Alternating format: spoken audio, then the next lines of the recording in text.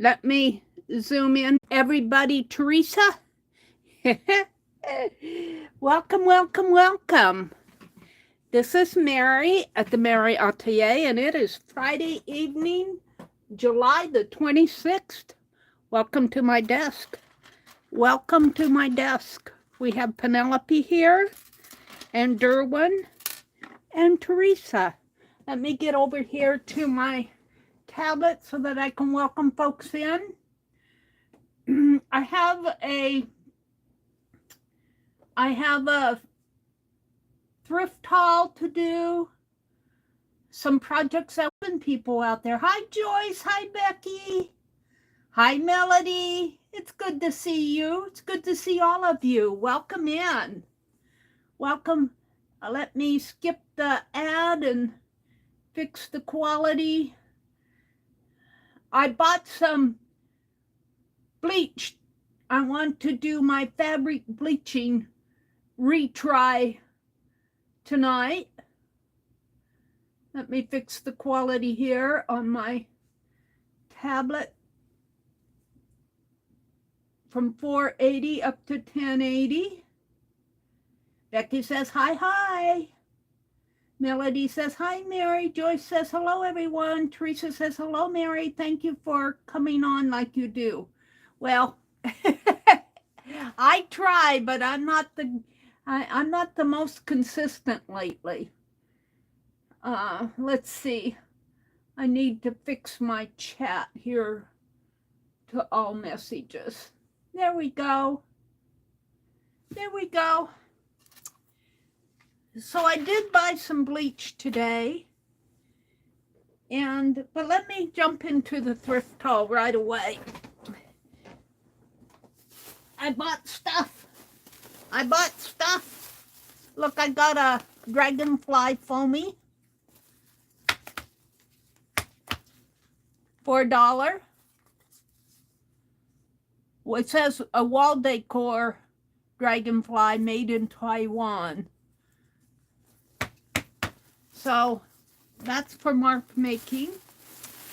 I got this fabric, and I believe this is not burlap. This is like even weave fabric that you can do needlework on. This is nice fabric. It's 72 inches by 44 inches. It cost me $4.50, but knowing the price of this in the stores, and I love the color. The color's kind of a peachy color. Let me fix my camera a little here. I have to stand back up. Hi, Darla. Hi, Angie. And Becky, I've got some fabric that I think you're going to enjoy. I bought it from Jacqueline, or not Jacqueline, from Jasper. And it's got cats on it. I bought enough that I want to share it with Becky. I'm going to have a box to send you. But this is an even weave. It's not burlap. This is I want to call it Jobelin, but it's like a linen almost. I think it's a Jobelin fabric. This is a nice fabric. Of course, they put their tape on it. Let me click the tape off right away. And it's a good count. It looks like it might be a 14 or a 16 count fabric, which is good for older eyes like mine.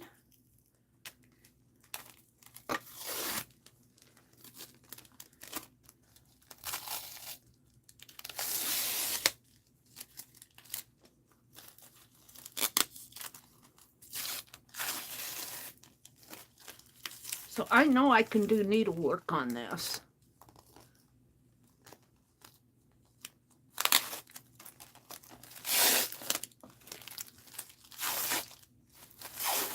So I paid $4.50 for it, but I think that was a good price, knowing what I know about needlework fabric.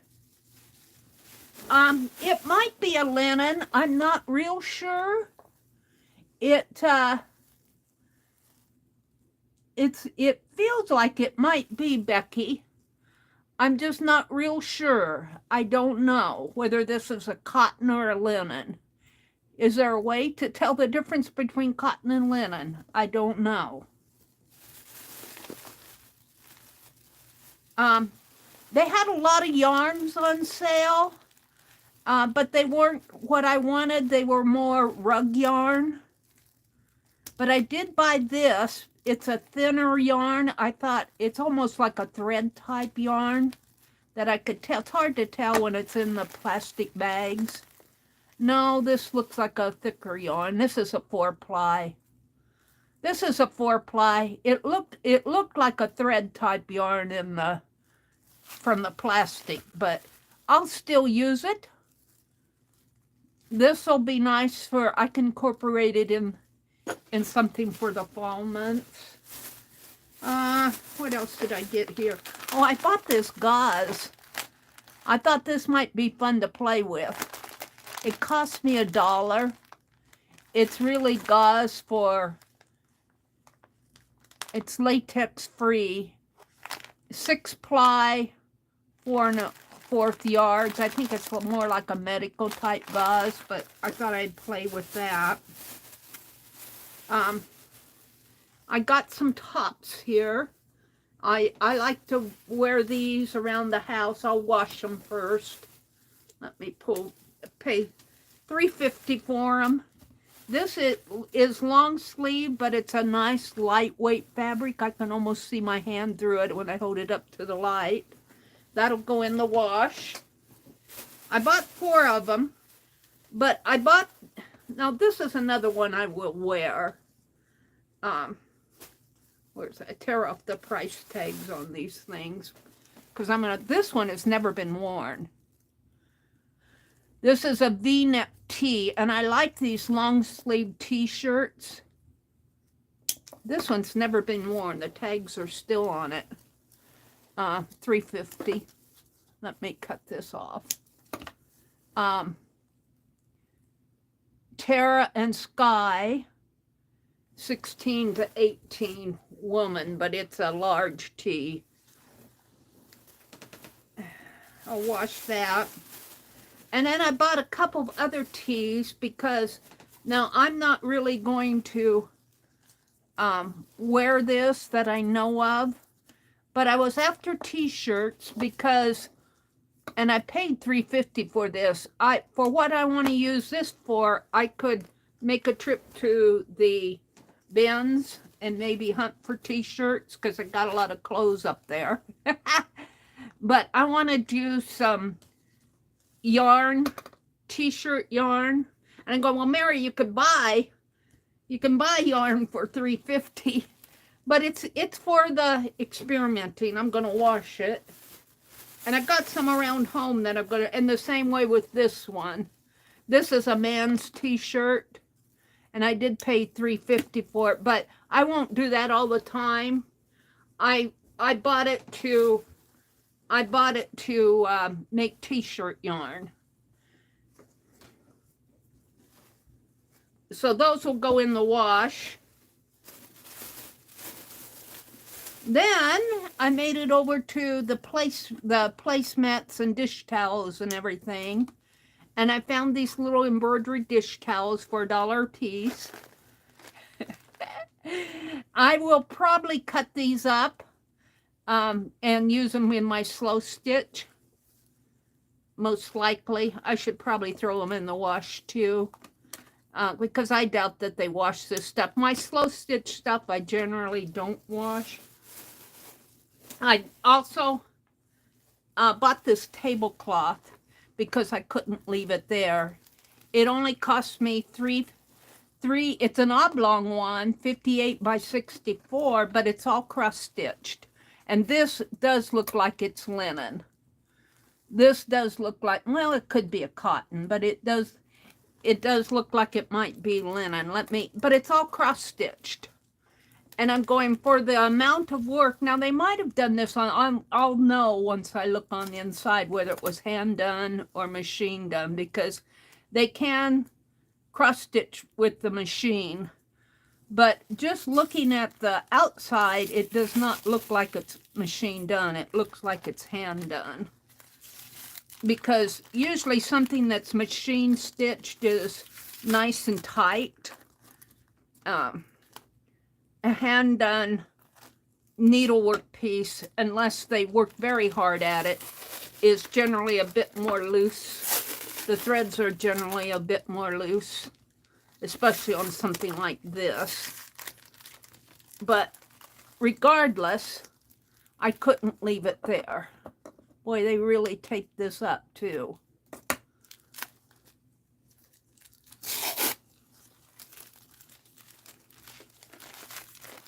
And I probably will not cut this up. I will probably use it to throw over boxes or my bookcases over here. I don't know if my heart would let me cut this one up. Let me throw all these tags away. Yeah, I kind of spent my money on fabrics and stuff. I've become, since I've done slow stitching, I've just become a fabric hoarder. And then, look, I found these darling little, I call them teacup, or they're not placemats. And they're all starched up really nice. They don't look like they've ever been used. In fact, I think this is still the plastic. No, I guess that was thread. But aren't they darling? Now, these were probably machine done. You can tell because the thread is nice and tight. But wouldn't they make a darling little journal? Just all you have to do is fold it in half. And there's 1, 2, 3, 4, 5, 6 of them. 6 times 4 would be 24.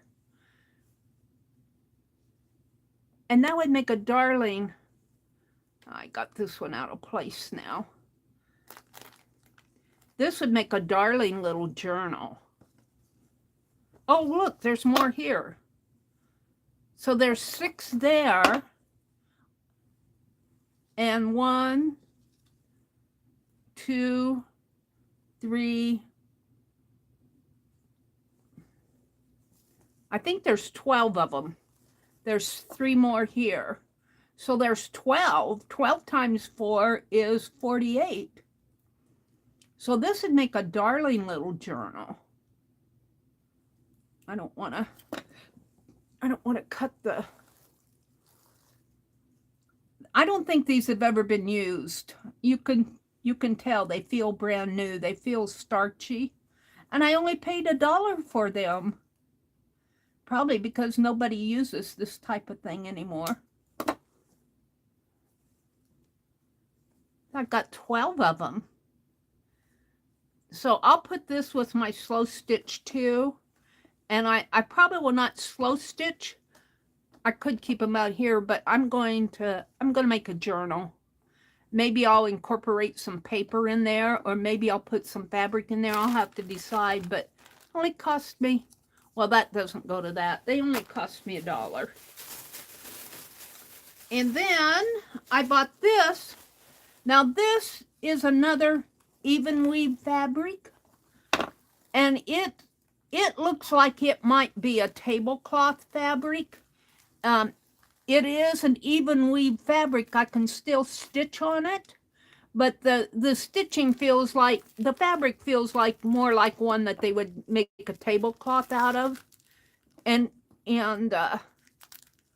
let me take this off. But you could still stitch on it. The count is a higher count. The threads are closer together. They really do a job with the tape, don't they? Let's see if I can't get a hold of one of these. And I paid, it's 44 by 50, and I only paid $1.50 for it. So I think this was a nice bargain. I'm going to see how ravelly it is, or unravelly it is. This just reminds me more of a linen tablecloth fabric. I could be wrong. But, you know, you see the striations in it. I don't see that in the other. This has to be more of a tablecloth fabric. But still, and it does have some ravelly there, but I could use this in my slow stitch. I think of making pages for my journal out of this. And for $1.50, who can pass this up if you're into fabrics and everything? Not me. Let's see what else. I have a bunch of little things in here. I bought some bags of buttons that I probably paid more than I should. These are tan buttons, and I do like them though. There's some little, they're all plastic, but there's some little round, but they've got shanks on them. I'm not going to open them up. I'll put them with my buttons. I bought two buttons. I thought I picked up the blue ones, but I didn't. I paid $2.50 a bag, which is probably a little more than I should. And then I bought 8 of these flosses because I will use floss. I'll take that out in my slow stitch. I bought 8 of those, selling them for 25 cents a piece. But floss has gone up in price. They had a whole basket there. If I could have afforded it, I would have bought the whole basket. But this is older floss. This is Basilica, I believe. Well, no, this is Prism. Some of it was Basilica, though. This one. This one. These browns are Basilica. These are Prism. I've never heard of Prism before. That's JP Coats. But I'll use it. I'll use it in my stitching. And then I got another little bag of buttons for 50 cents. I thought that was okay. And then I bought some of this corded trim piping that I thought it would be nice to put around some of my stitch projects that I do. So that was one bag. I'm going to put it behind me. I love going to that Catholic thrift store. They have things that I like in there, and they're clean. Let me put this behind me here. I'm already going to have to hop around the floor. Oh. Then I bought this cutting mat, and I only paid, it's a large one. I can't get it all on my desk because of everything on my desk. I only paid $1.50 for it. And it is an Oprah one. I don't think it's a self-healing, though. High quality, double-sided use, durability exceptional. Usually they say, I'm trying to get this price tag off. Usually they say if it's self-healing. I would doubt that it's self-healing. But sometimes, now in here, in this room, I have the Tim Holtz mat. But when I cut fabric out on the dining room table, which I do with my larger pieces, it's nice to have a nice cutting mat. And I can see it has some use on it. And yeah, I can feel in here some, I doubt that it's self-healing. It doesn't say, but it's a nice one. It's one of those OLFA mats. See, I can feel cuts in here. So I don't think it's self-healing, but still I have the nice measurements. So for $1.50, it was worth it to me because I don't have anything like that. I also got, as I was walking out, I spied this box. It's this tableware box, and I paid $5 for it, but I was watching Marion's World, and she takes these tableware boxes and makes thread holders out of them, and boy, they put that tape on that wood. I wish they wouldn't do that stuff. Why do they do that? Man, I hate it when they do that stuff. They could put it on the inside, and if you wanted to know, you could open it up, and it'd be easier to take off of this. But I have another one that I'm keeping spools of thread in, but I'm getting enough of those flosses that I think I'm going to convert these, in both of them, into a floss holder like Marion does. Only I will not be, she took the lid off of hers.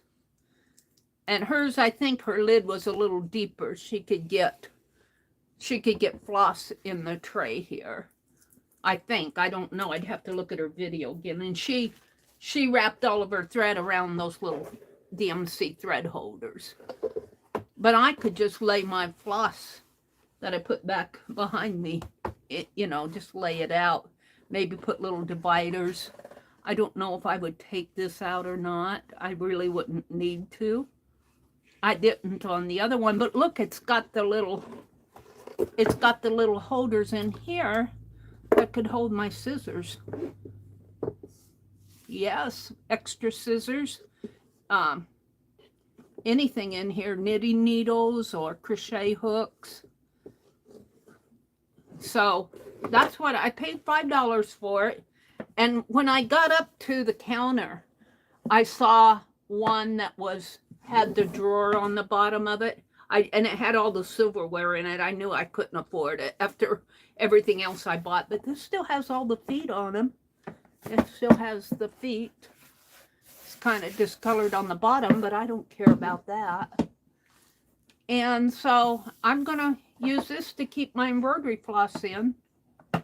I might have to, I don't know, I don't think that'll fall open on me. I think it'll stay closed pretty good. Because now what I have, and I can hardly get it snap closed. What I have is one of those plastic document bags that I got at Walmart, and it's bulging.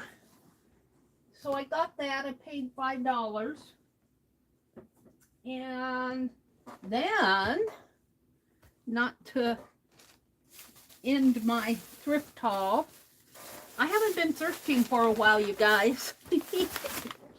I went to the paper area. What did I get here? Oh, I bought this. I'm going to wash this up good. It's a little glass. It's a cross-stitch glass. And I'm going to use it for juice glass. I paid $1 for it. I'll wash it good. But I'm going to start drinking a lot of real cranberry juice. Not the stuff that has a lot of sugar in it, but cranberry juice is good for your kidneys. And so,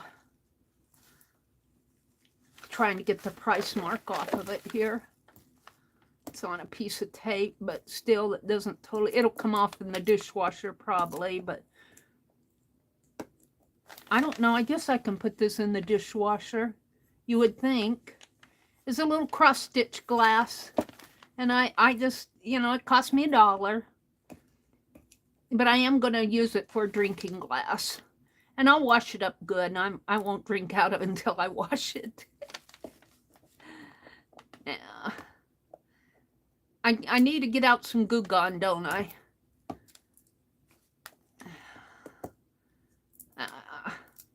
I wish these things were easier to remove.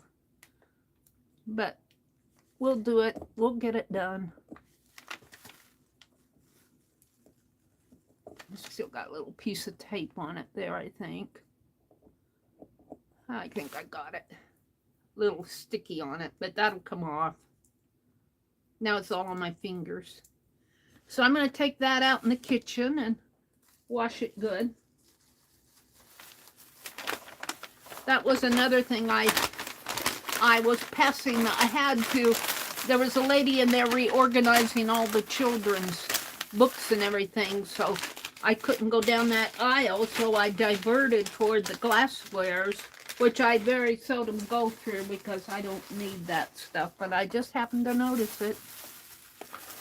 And then I went to the paper area because I do make a point of going there. They have a little bookcase. And the tail of Peter Rabbit was free. I picked it up. It was freebie. The tail of Peter Rabbit. I might do some slow stitching, Peter Rabbit slow stitches. I need to work on my piggy. And these were 50 cents. These are a pouch. But I'm going to put my ink pens. I have ink pens at my... Boy, sit here taking all the price tags off. I have by my recliner, I have a little stand. Little wooden stand. And it's not a magazine stand. It's something that, you know, it's just like a little stand that you would put by your recliner. Well, am I peeling the... I think I'm peeling the plastic there. I'm going to put my loose ink pens in there. I have ink pens. I have them in a round container, but I have a lot of stray ones. And I'm going to put my ink pens that I reach for all the time. This is Pen Plus Gear Walmart. I was watching, do you guys watch Pam Point of View? It's Pam's POV, it's the name of the channel. But she uses a lot of Walmart brand stuff. And Walmart, somebody from Walmart noticed it, and Walmart sent her a giftie. I tore the, I'll probably put something over that. A little piece of fabric or something. I'd be careful on this one though. I'm not going to peel at it. But I'm going to put my stray ink pens in there, so those will go out by my recliner. I found these recipe cards just by, I was looking in the stationery area and I picked them up, and they've got the little stitched, little cross-stitched Nebraska on there. Recipe from. Copyright 1993, Michelle Johnson Personals, link of Valentine, Nebraska. And she's got a little heart up there. Valentine, I think, is more in the, I'll have to see. I think it's more in the northeast central, someplace up in there. I could be wrong. But I picked them up because they had a little needlework Nebraska on it. And then I found several of these stationaries that I paid $1.50 for, which is really not that much of a bargain. They'd be a bargain at 50 cents. Look how that price tag came off nice. They were marked $3 in the store, $3.50 here. So I guess it is more about the bargain, $3.50 there, and I got them for $1.50, so about half off. A little over half off. But I like to get these for my journals. Little pretty stationaries. This one's pretty.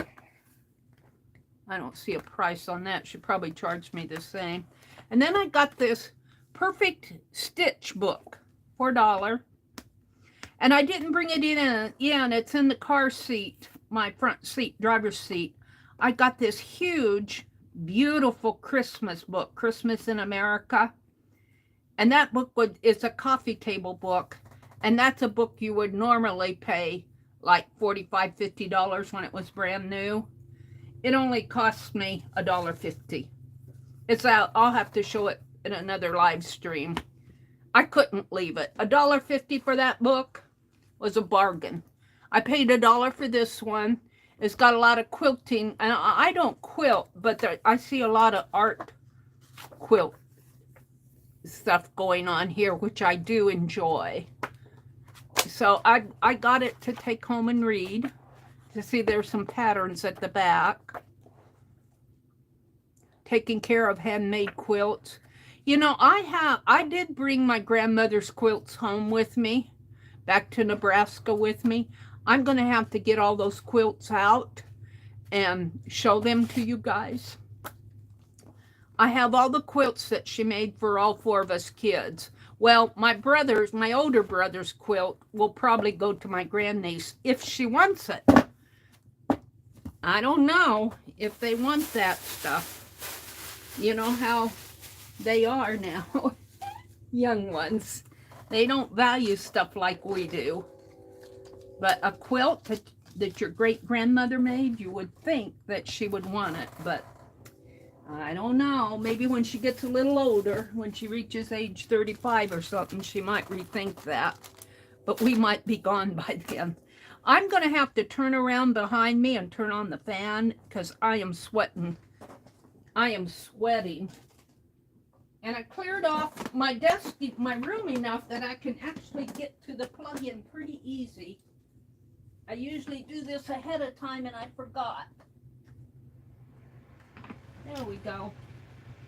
Now, I went to the dollar store and I got some bleach at the dollar store. I'll get that out in a minute. But I also got some stuff at the dollar store, so let's see what I got in here. Matches. I'm going to be lighting candles out in the living room. I've set them on the TV across the room. And look, they had double-sided tape at Dollar Tree. I was thrilled. I bought 5 of them. Vanessa, if you're watching, Vanessa, I found double-sided tape at our Dollar Tree. I'm sure it's because school is coming. They buy that. They have several racks of that foam, dimensional foam tape in the craft area. And nobody buys it. Nobody buys it. It just sits there. So I got that. I got some of these little containers. I'm doing those, I don't know, I showed in one of my streams the tatted Christmas trees. But in one of my thrift hauls, I found these little crystal beads. And they're still in the package. But I want to try those. But they're in a, they're in a plastic package like this, or a little bit better than this type of bag. But I'm going to put some of those beads in there and keep them at my desk. So that's what I got that for. And then I bought a notepad because I'm going to put little notes in those cards. I have cards to send. So that goes there. This goes out, and I'm going to put this out in all of these. 3 out in the other room because they'll go in the living room. The tape stays in here. Vanessa, I could not just not buy double-sided tape when I seen it at our store. I also got an extra palette knife because I found these Dollar Tree palette knives work pretty good. I've got 2 of them and I like them. And when I like something, I do stock up on it because just like the Dollar Tree tape, I find when I like stuff, they eventually go away. So I got an extra one to keep around. And let's see, what else did I get? I got some envelopes because I'm doing all those cards. I got some of these little, I like to use these when I watercolor or, do stuff that's liquidy. I like these little paper cups for those. So I bought some of those. And then the only other thing I got was I like to buy these towels, kitchen towels. I got a stack of them. I keep buying them. My mother got me started getting these because she said when I was very first starting out, she said, Mary, if you buy every paycheck, you buy you something cheap for your home. And she said, buy a kitchen towel or something. So this is just a plain blue one, but it's pretty. It's got little designs on there. And then I got and this only costed, well, $1.25 now. It's the dollar store stuff. But these are just and and I like these.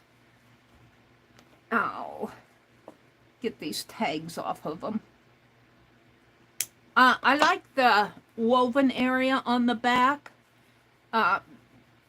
It helps pick up the yucky on your countertops, you know, like if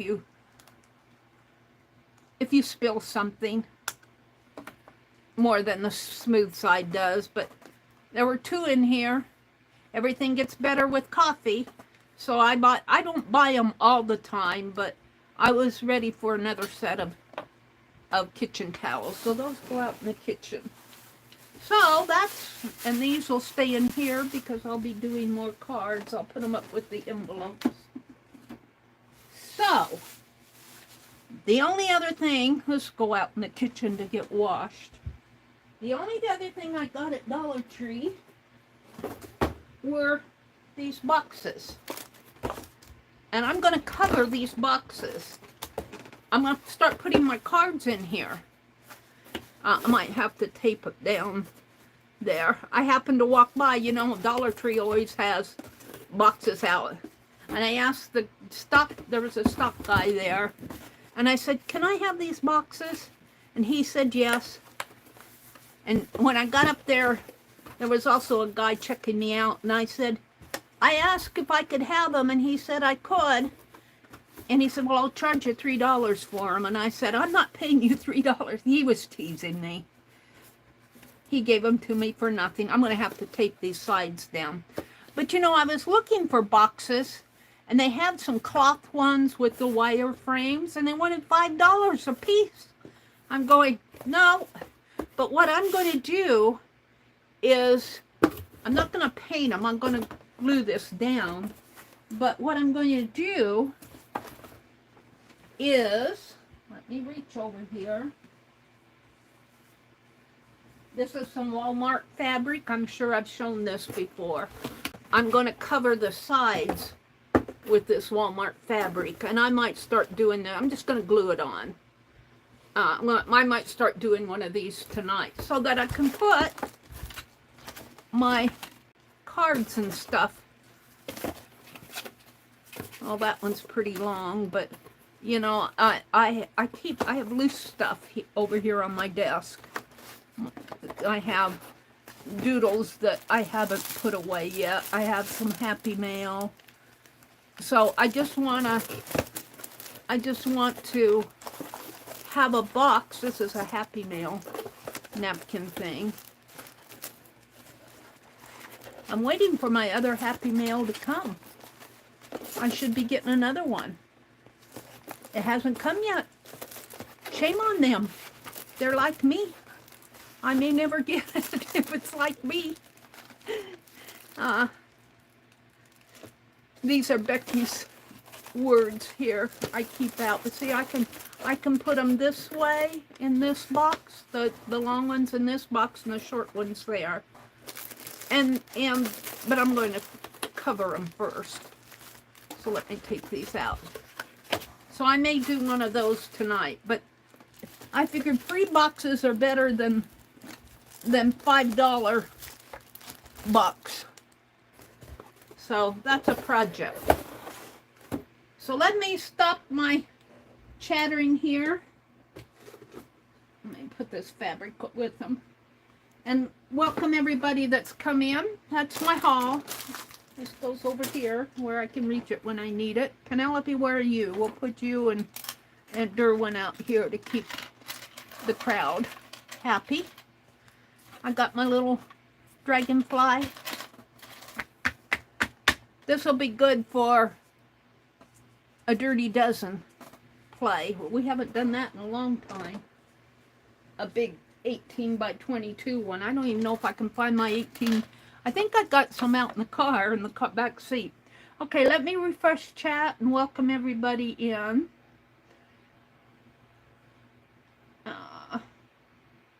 Chat filter. All messages. I'm going down to the bottom first. Angie's here. Hi, Angie. How are you doing? How is your family doing, Angie? With the passing of your aunt. Barb Fillion is here. Barb, do you know what I found? I have been cleaning up around here.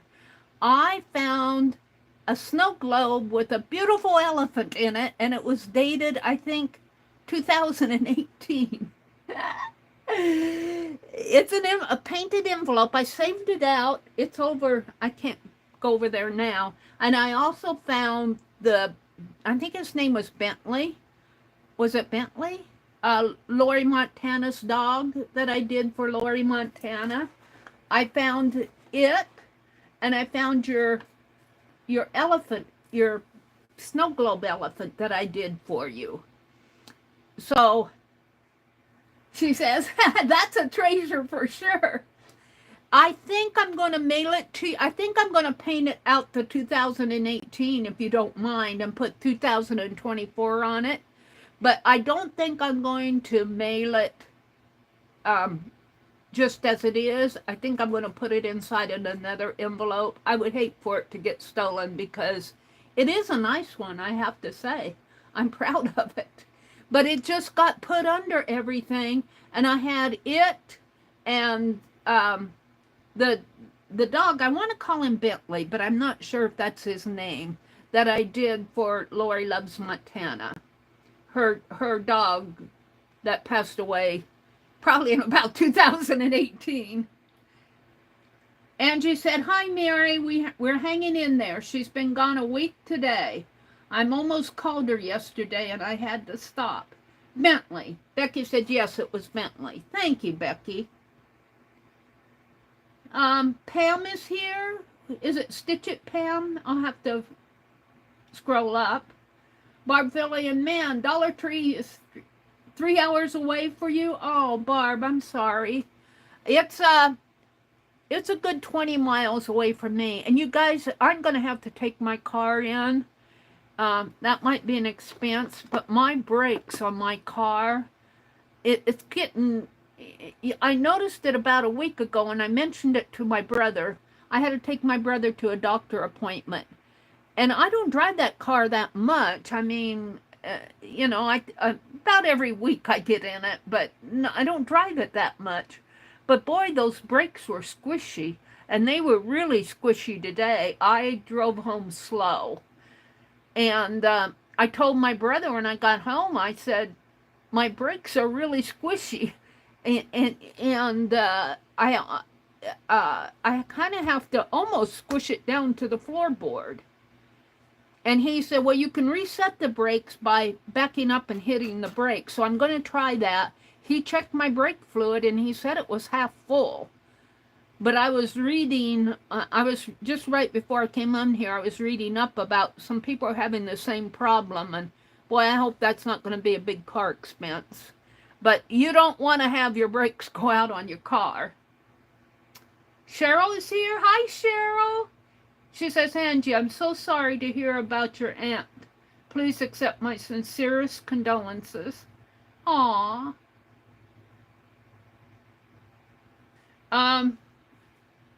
Angie says, Cheryl, I'm making a journal of the things we did together. Oh, that's a really good idea, Angie. That's a way to honor your memory of her. That's a really good idea. Let's see, let me scroll up. Yeah, there's Stitch It, Pam. Hi, Pam. Welcome in. Teresa's here. She says, she says, I need to go to Dollar Tree and find those dishcloths. I agree, everything is better with coffee. I had to kind of hunt for dishcloths that match that towel. A Dollar Tree, either they can't sell them or they keep reordering them because they always have those Italian chefs on, you know what I'm talking about? They're kind of Italian chefs with the big white hat and the mustache. I always see those at Dollar Tree, and I don't care for them. And they had some other ones like, a Happy Home and stuff like that. But I kind of like the plain one, but I like the coffee ones too. Angie says, Mary, no matches for you. Well, I do like candles out on the TV, and they are out on the top of the TV. There's nothing around them. And I have this big candle in a jar. And I have a little candle that seems to be burning really nice. I don't know where I got it, but I had candles lit when we had company last weekend, and it just, I cleaned, I put the door screen over the room to my studio, like what's on my thumbnail now, and I cleaned the living room, cleaned the dining room, cleaned the bathroom, swept the kitchen floor, and washed all the kitchen rugs, and got everything ready for them to come. They brought, his granddaughter had a baby, and they brought it down. I'd never seen my brother go so oogly over a baby. Well, I never saw him with my grandniece when she was a baby. She was probably about 2 years old before I got to meet her. But he just held that baby and he just went all googly over it. Really good to see. So, I put a lot of work into the house before they came, and I had to do that. They came on Saturday, and I had to get up early Saturday morning and do all that, and I was pooped by the time they left. But I had to laugh at her. She's a nurse now, and she's a registered nurse, and my brother had a wooden high chair that her grandmother used to use for her dad. And so I cleaned all that up.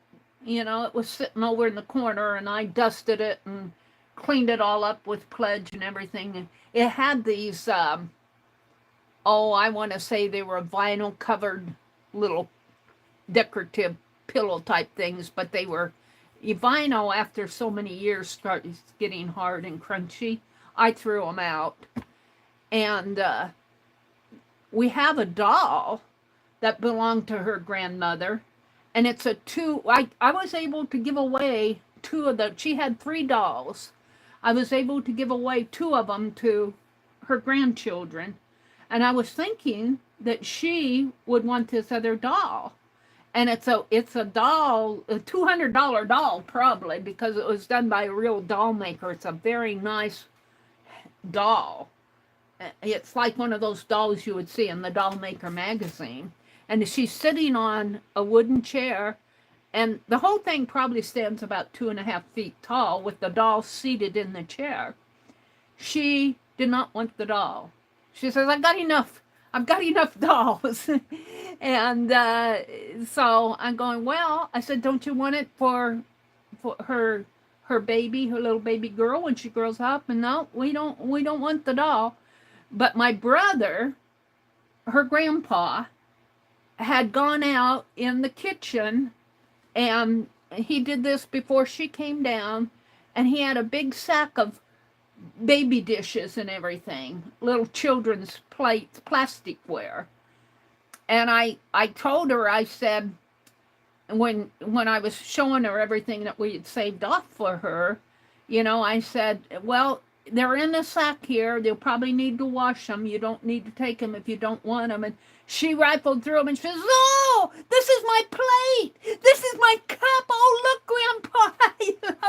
She was more excited about those little plates that she used with her grandmother, than she was that big expensive doll. I just go, oh my goodness. You just never know. You never know. I chuckled to myself. I said, take them. Please take them. And she was so excited to get them. And then her grandmother crocheted a lot. And I had a big, well, I didn't have it. It was upstairs. I drug it down. A big 6 foot by 2.5, 3 foot wide tub. One of those Sterilite tubs full of Afghans that her grandmother crocheted. I got them out. I washed every one of them because, they were setting up in the closet for years. And they were still nice. They were packed away real nice. And they were in good shape. They just needed to be freshened up. And I washed every one of them and put them in there. And then so she took those. So there were some nice white ones. And there were some baby ones that were kind of a light green and a white. that could be for either probably boy or girl. And then there were some, I think there were a couple of brown orange crochet ones, but most of them were a light color. And so she took all the Afghans, the high chair, and those plastic dishes, but she didn't want the doll. I think I'm gonna claim the doll. Nobody seems to want it, and I like it. I should bring it in here sometime and show it to you guys. It's a beautiful handmade doll.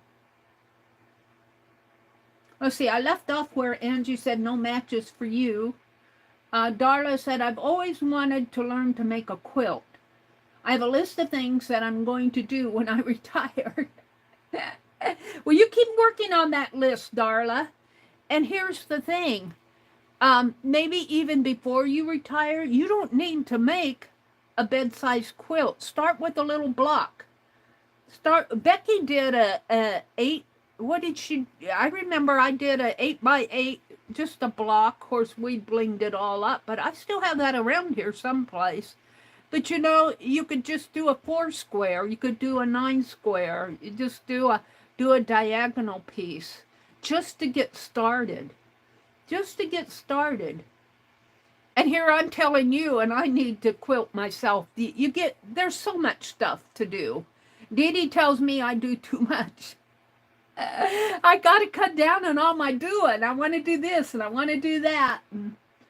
Let's see. Angie said, Barb, Mom had one of those. She's 77. My brother-in-law used baby oil. What are they talking about?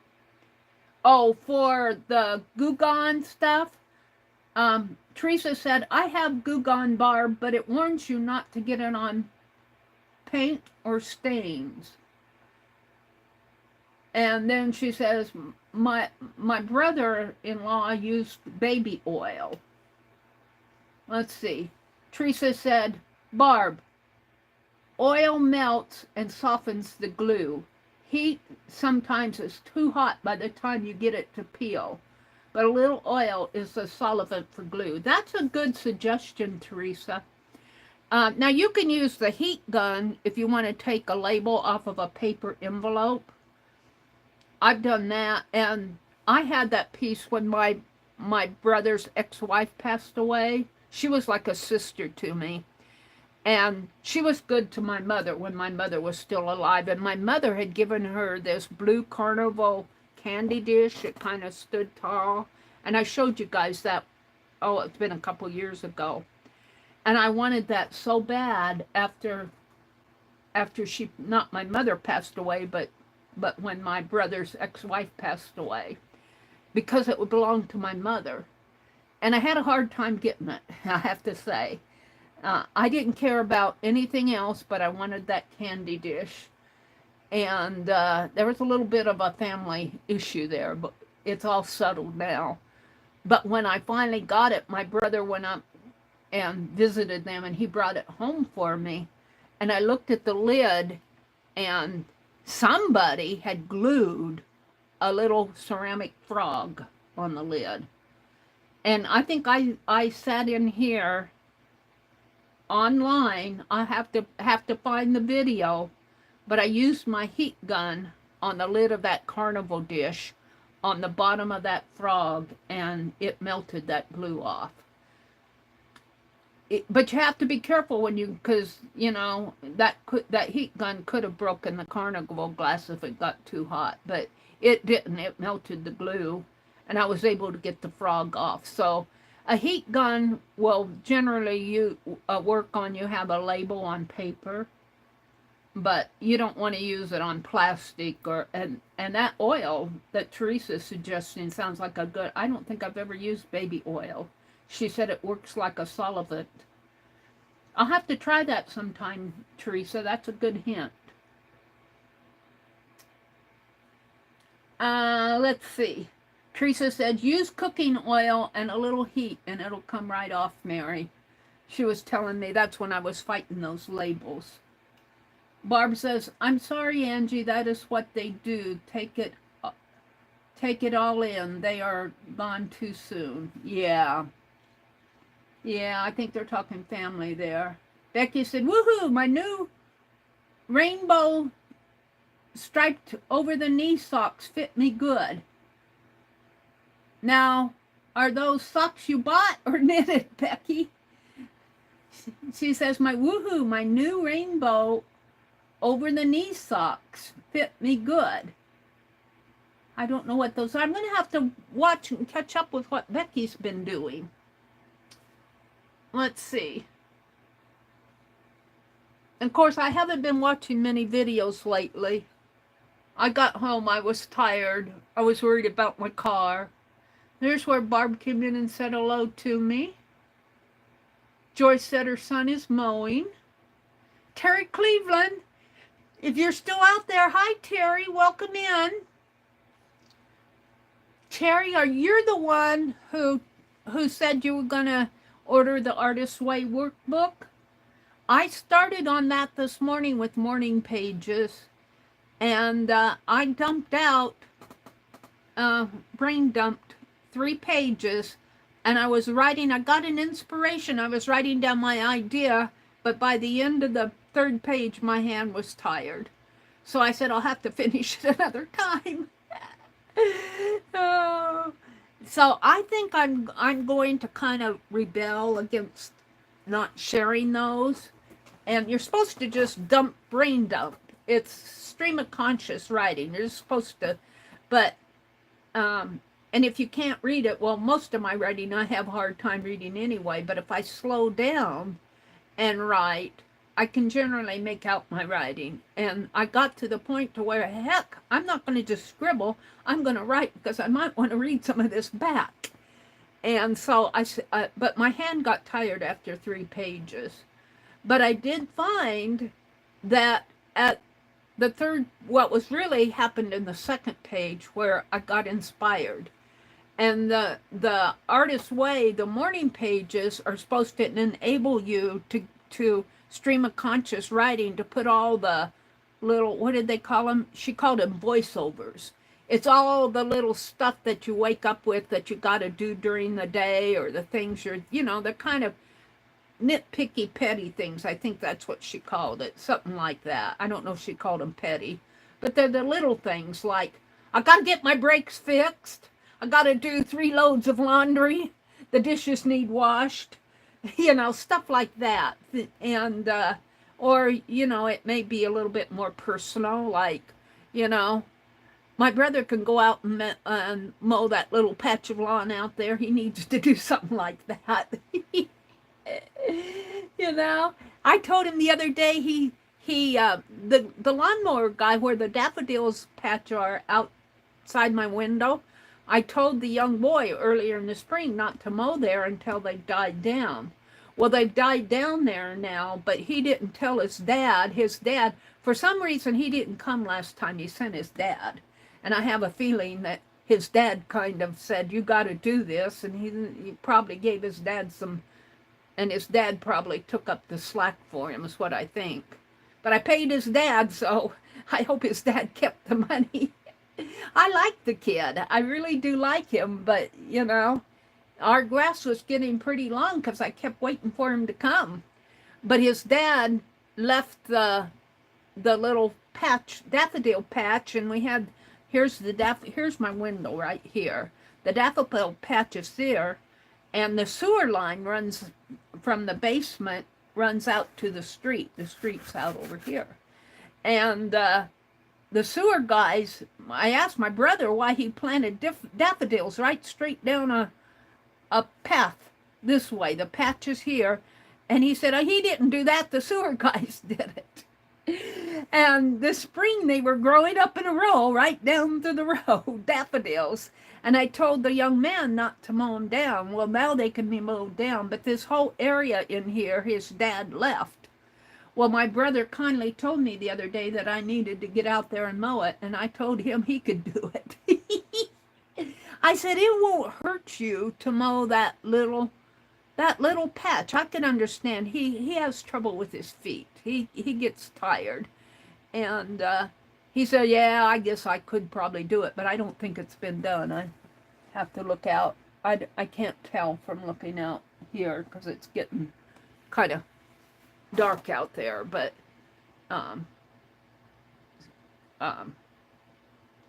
So stuff like that you can write down. Just get rid of that stuff early in the morning.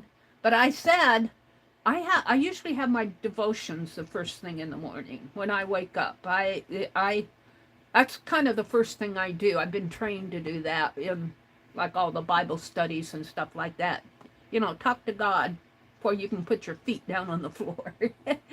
And so that's kind of my time for God. And her morning pages are write 3 pages of stream of conscious writing first thing in the morning. And I'm going, no.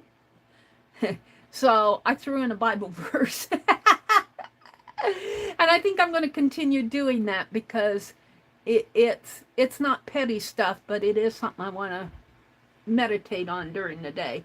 But I did find by the time I got down to the second page, I had brain dumped enough that it cleared my mind for this idea that I have.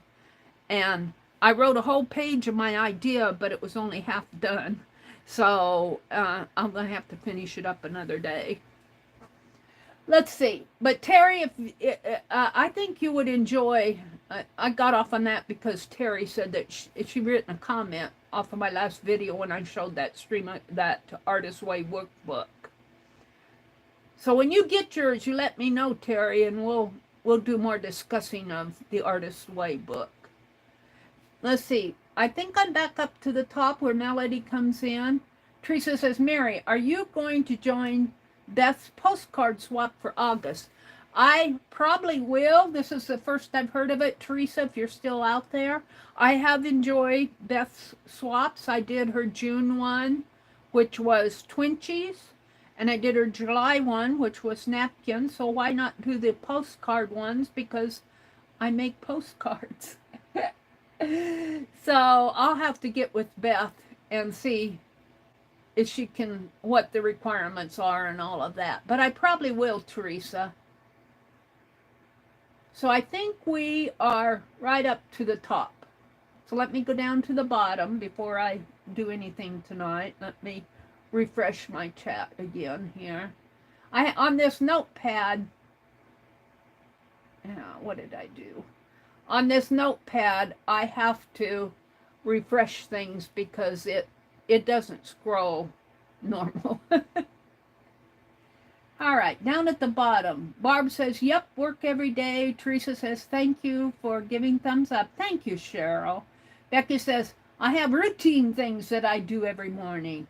Yeah, I do too, but if I don't get it done, something routine, you know, because I'm retired and that, I usually get up in the morning, have my coffee, take it in, have my devotions, do reading, and stuff like that. I do a little slow stitching in the morning because, you know, my hands are steadier and I'm rested. I can't find my cathedral window, faux cathedral window block. I have it all done except for tacking the pieces, the cathedral pieces down, the little triangular border pieces.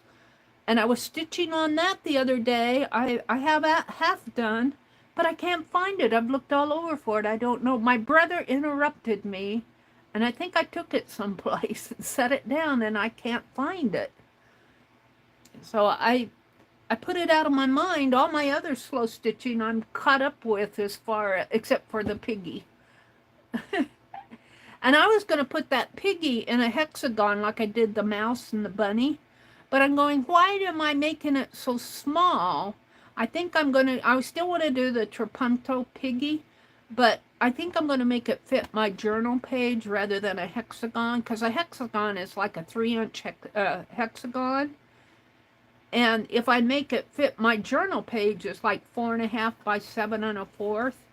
And if I make that piggy larger, I probably won't have as much trouble doing it. Let's see. Becky says, I don't have time to brain dump first thing in the morning. I'm too busy doing things I need to get done.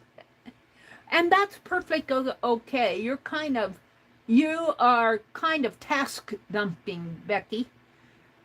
You're getting those necessary things you need to get done so that you can enjoy the rest of your day. I completely understand that, although I don't think I do that as much. I do when I go in to make my coffee in the morning, when I go in, and I've been using the Keurig machine, and I set it up, and it takes a little bit of time for it to warm up the water and get the water. Not a whole lot of time, but I make sure that there's no dishes left in the sink.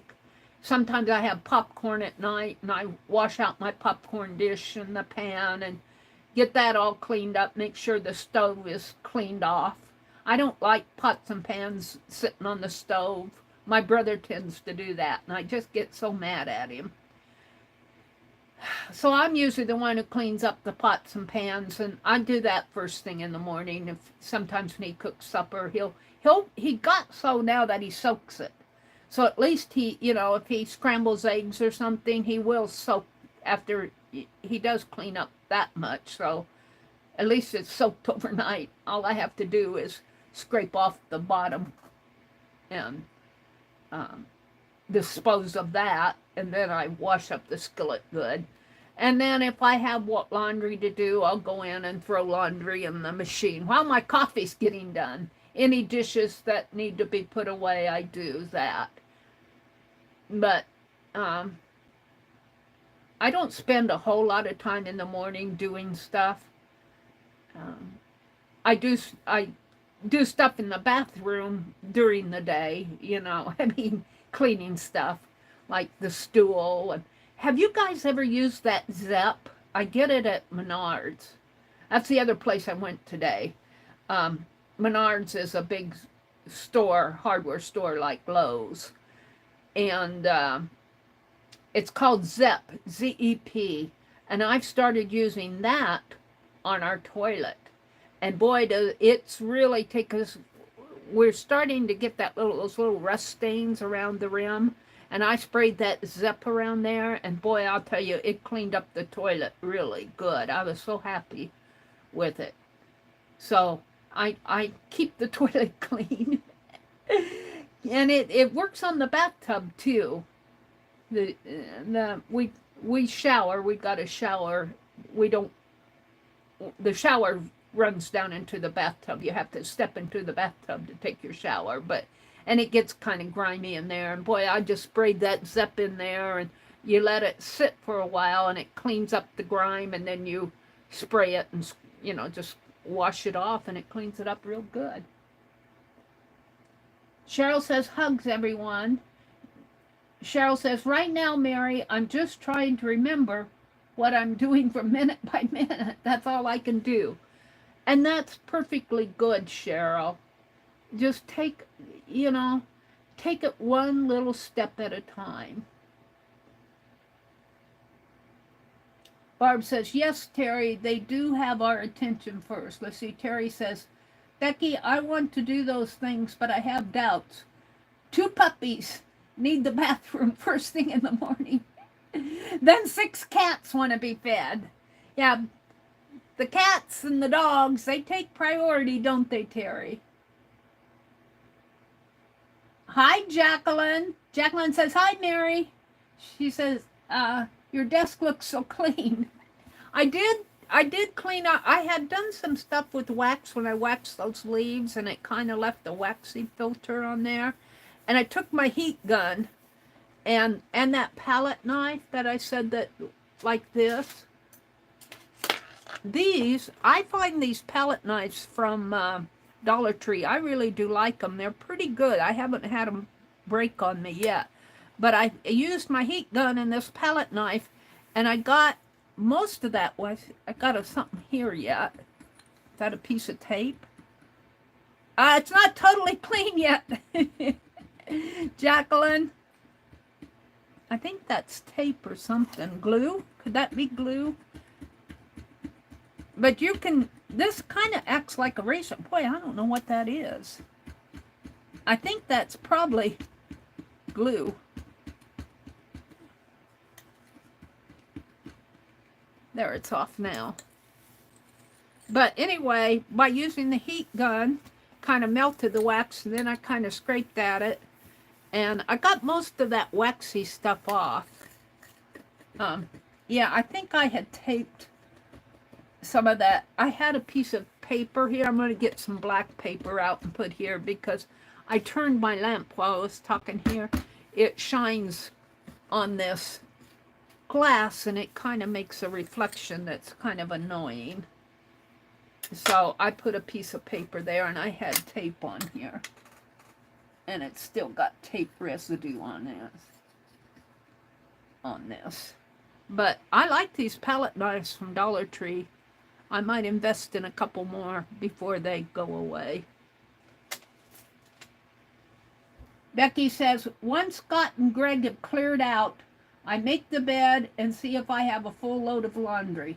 If not, I move on to whatever I have determined is my project of the day. Yeah, Becky gets all that stuff out of the way so that she can enjoy the rest of the day. Let's see. Terry says, hi, Becky. Let's see, I read that. I think I'm caught up with you. And Becky says, I have routine things I do every morning. I don't brain dump. Jacqueline popped in here. Hi, Jacqueline. Jacqueline says, I'm good here, Darla.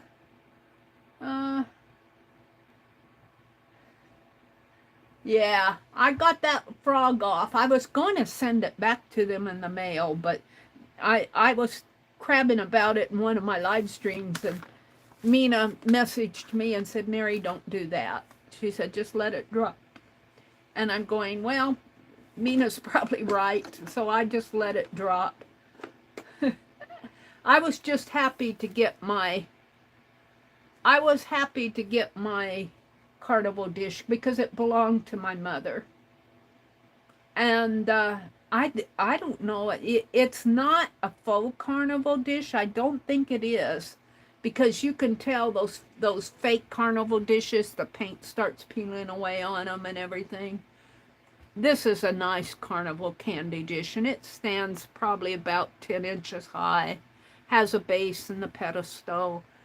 It's out, we have it out on the buffet. My brother, after my parents passed away, my brother, I was living in Madison. My younger brother was in Lincoln, and my older brother went down there and went through the house, and he brought home to his house here my mother's buffet. My mother had a nice wooden buffet, kind of a deco art type thing. And that's sitting out in our dining room. We have that Christmas village on it that we kind of use as a nightlight during the year. One of the buildings, we have a nightlight lit up yet, and then when Christmas comes around, we put lights under the rest of the Christmas village. But Cheryl says, Meri, I just posted a value pack on my website, Grungy. Oh, Cheryl, would you, if you're out there listening, not Cheryl, Jacqueline. Jacqueline says, Cheryl was right under her. Jacqueline says, Meri, I just posted a value pack on my website, Grungy. Would you drop a link to that if you're listening? I would love to see that.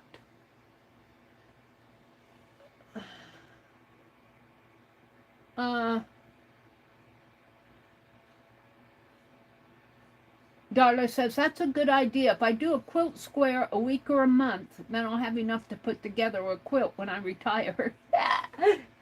Well, a week might be too much, but you could do something simple in a month. You could probably do something really simple in a week.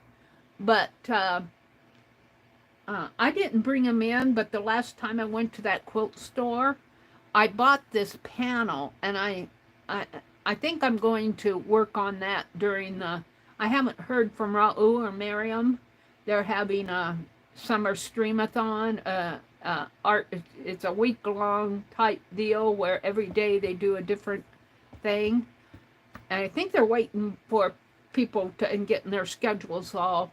But I think it's supposed to be the 15th or the 20th, and I'm going to do the one on the Thursday, which I think is... No, is it the 15th or the 20th? I'm doing the one on Thursday. I know that, and it's stitching and carving and something else. And I'm going to do something with that panel. It's a panel, but it looks almost like a Baltimore quilt, but it's all silhouette type thing. It's really nice. I saw the finished, and it was a mini quilt, and they had an example hanging up on the wall, and I fell in love with it when I saw it. And I thought, oh, this is going to cost me too much. And I think the panel was originally selling for like $15. It probably is probably about 5 feet high and probably about 2.5 feet wide, mini type quilt wall hanging. And I can't pay $15 for that. I just, not my budget. But I asked her, I found one hanging and it was only $4.23, and I asked her if she had another one. And they did. They had another one, so I bought two of them. So I might work one up. We'll see. Let's see. Fingers and toes and prayers, Cheryl. Let's see. Angie says, I'm going to tell you all something funny. Okay, Angie. She says, one time I went to my ex-uncle's cabin. It didn't have a bathroom, so we went outside to use the bathroom, and my aunt had to teach me how to squat the pee. Aww. Well, think about the pioneers, Angie. They didn't have running water along the Oregon Trail, or, so there's nothing. It seems funny to us now, but in those days, they did what they had to do, Angie. And that's what with your uncle. You do what you have to do. Aw, Angie, we love you. Cheryl says, thank you all for the cards and the Happy Mail. They really made help sincerely. Thank you very much. Becky said, the memories attached to things are way more powerful than expensive dolls that you can't play with, in my opinion. That is so true, Becky. That is so very true. But it was kind of fun to watch her go googly over those plastic dishes and turn her nose up at the doll. You just got, it's kind of like kids. You buy them an expensive Christmas present and they play with the box that it came in, or the refrigerator box that, stuff like that. They know what's fun, don't they? Cheryl said, hello, friends in chat. She's really tired, but hopefully only 5 more chemos to go. Keep your fingers crossed. Well, I'll keep my fingers crossed, but I'll keep you in my prayers, Cheryl.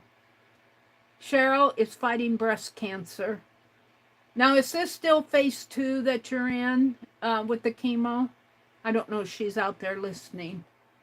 I'll have to message her if she isn't. This is where Cheryl came in.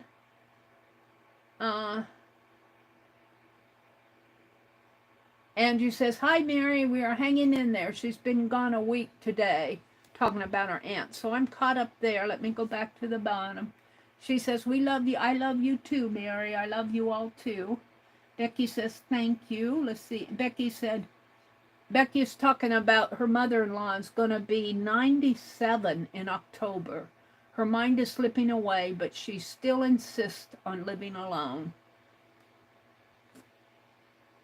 She's hanging on to her independence. My mind, I don't think about it regularly, but I do think about living in assisted living, or when something happens to my brother, like I'm not going to be able to live by myself all my life.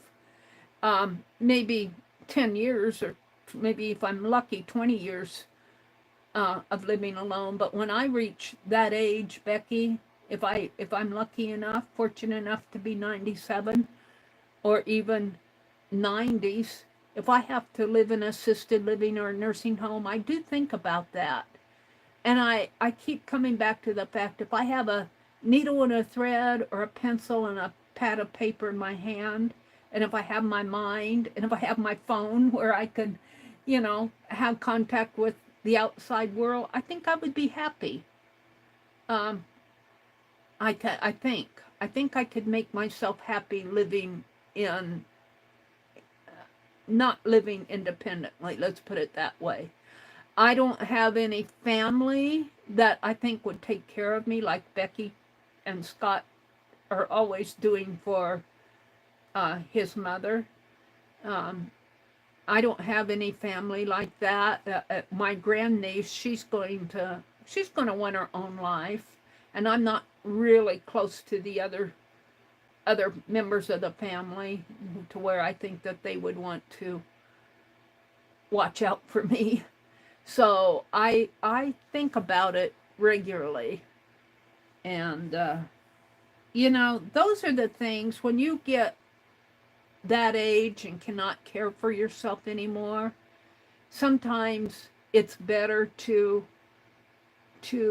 not burden your family. And who knows, you know, what is nursing home costs going to be then? It's outrageous now. What is it going to be 20 years from now, 30 years from now? I might be glad to live by myself. Becky says, Scott's mom keeps us on our toes around here as we live the closest to her and get to her quickly if she needs us.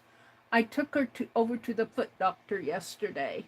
We visit her every Sunday, and we tried to check in on her more often, but it upsets her. But you're caring for her, and that's the important thing. So we went back to Sunday only, Becky says. What did Terry say about her day? Terry said, Becky, it sounds wonderful. I've been busy the last 4 years with my dad and traveling to Kentucky to care for him every month. He passed last month, and I'm trying to find my life again. Oh, many hugs to you, Terry. Boy, losing your dad, I don't know how close you were to your dad, but I was close to my dad. I'll tell you, I don't think I really grieved for him as much as I remember him, all the good times with him. Like Angie's aunt, she's doing a journal with all the things that she did with her aunt. My dad, when my dad passed away, I dreamt about him all the time. But he would, when he was alive, he would always tell me things. Like he would say to me, Mary, there's enough trouble in the world, let's not add to it. He'd always say that to me when I'd get upset about something, and he'd say, Mary, there's enough trouble in this world, let's just not add to it. My mom and I think daughters and mothers naturally disagree on things, and my mom and I disagreed on a lot. When she got older, we kind of grew closer, but when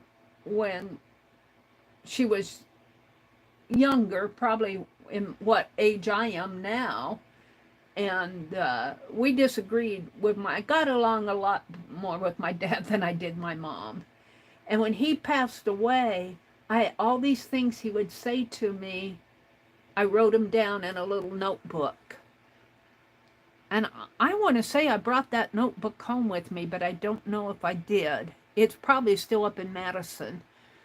But he'd always say, when I wanted to do something, I'd get a bright idea. And if he thought that it was okay to do, he would say, hop to it. My dad would always say, hop to it. And if he didn't agree with me, he would say, you're making a mistake. You're making a mistake. Just still hear him say, you're making a mistake. And I would say, but it's my mistake to make. When he said hop to it, I'd hop to it. You know, I still had my bright ideas back then. Hop to it. I can still hear him say it. Those are two things I recall, right? But he would always say those little sayings, little dad sayings. Let me go down to the bottom. Jacqueline says, I plan on having more value packs upcoming. Did you put them in, Jacqueline? Did you put in a link to them? Did I miss your link? There it is. Let me hop over to your link. Let me go on my phone. Let me share, Jacqueline, on my phone here. YouTube. Look, it's almost 9 o'clock. I'm not going to get much art done tonight. I might get those boxes started. Let's see, here's Pam. That's who I was watching. Do you guys ever watch her? Pam's point of view. Here she says, I don't use any flour or cornstarch to make gravy anymore. And she's got all these, but she was telling about her, what Walmart sent her. You'll have to watch Pam's cooking at Pam's place, and she has Pam's point of view, and she has another, she does a lot of shorts. I watch a lot of it. That's how I got started watching her. Let me go to my channel here.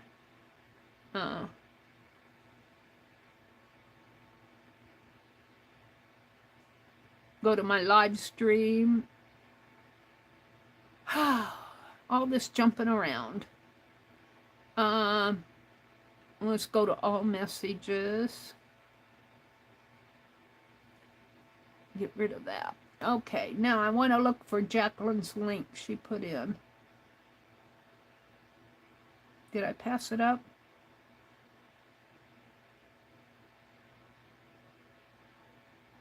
There it is. Jacqueline did a value pack, she said, of grunge. Let's see. Now accepting custom orders via the contact tab. Browse our latest projects. So let's hit the shop all. Filter and sort. She's got 98 out there. Aqua and purple paper. Here's the value. 70 pieces of coffee dyed paper. Is that what you're talking about? For $20. A value pack. Is that the one you're talking about? Let's see. Filter and sort. Availability. In stock. Well, that's probably what I want, but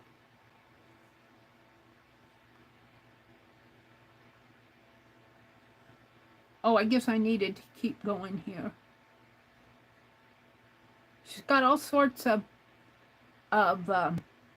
coffee and black full-size tags, blue wild style notebook paper. I'm going to have to give you an order, Jacqueline.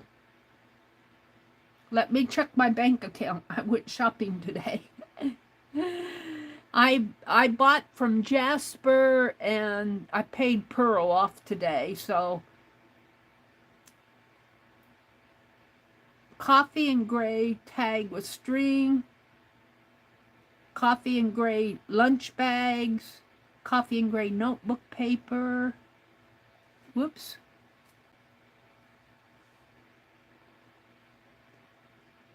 Black envelopes. Looks like they're coffee dyed. 70 pieces of coffee dyed paper. Let's see. Let me go back to see what Jacqueline is. She's saying anything. Bye, Becky. Becky says I'll be right back. She's going to shut down the laptop and brush her teeth and get in bed. She will come back on her phone. Okay, Becky. She says yes. Is that the value? The grunge you were telling us about? That 70 pieces? I think it is, because here's her store here. And she said yes. Jacqueline says she actually sees my desk. Well, I'm waiting for her to confirm that for me. I think I'm going to turn my light here. And I think what I'm going to do, I don't have much time, but you remember, I think I have them over here. Are these them? No. I dyed that fabric. I don't know what I did, and it didn't dye. I don't know where I threw it. It's around here someplace. I pulled out some pieces here that I thought I would splash, not this, I was going to put this on the box, but I might put that butterfly stuff on there. I guess I'll be happy with, oh, what's this? Reach, Mary, reach, reach, reach. Oh, those are the buttons. I don't want that. I guess this will be enough for an experiment. I thought I had that other fabric out that I tried the other day. I did something with it. I don't know what I did with it. Oh, we could try. No, we'll try a piece of this. What I want to do, I was doing some slow stitching. And I had a piece of fabric, cotton fabric. This is not cotton. This is more of a heavier,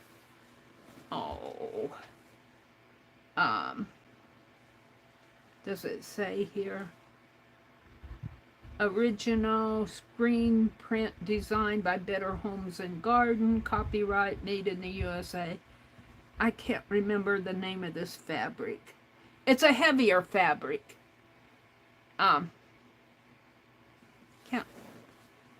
It's not a cotton. But what I want to do is just take a snip of it and play with it. And I'm going to snip it right here. And I buy this stuff to play with. I'm going to rip. It rips nice. This is Better Homes and Garden fabric. And I see a lot of hydrangeas and roses on here, which I would actually kind of like.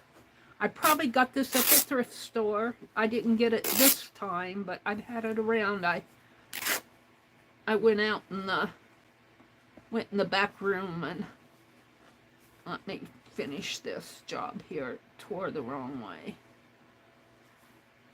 I'm tearing it. It got to this point and it tore down instead of across. I don't know why it did that. There.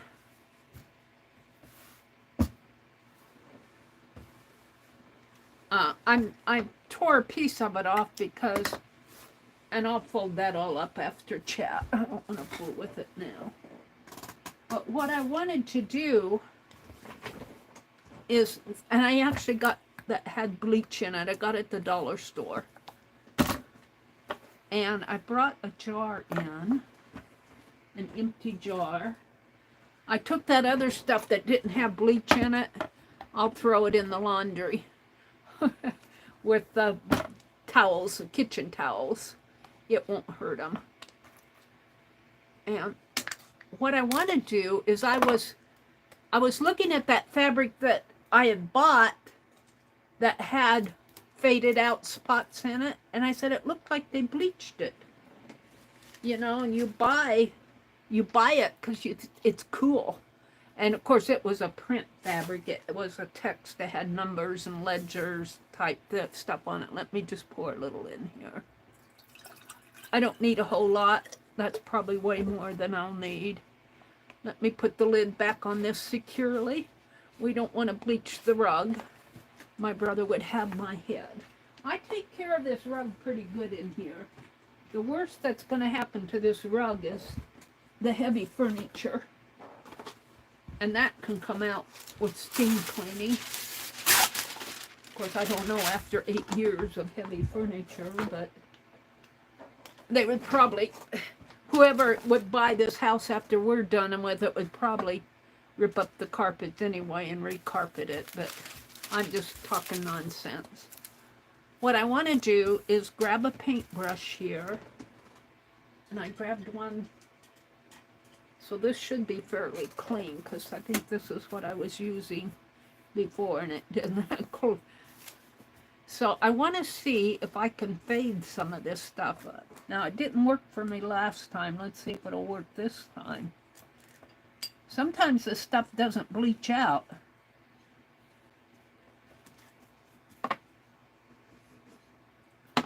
It doesn't smell. This says it has bleach in it though. But I don't see this fading out on me either. I'm going to leave it. I guess I'm going to have to get Clorox. Look, this is not doing a thing either. Let me read that bottle again, because it said bleach on it. Of course, it's dollar store stuff. I guess I'm going to have to buy the... Let me read this, because it's not doing anything. It's not bleaching that color out. Well, it did a little. Maybe I just need to...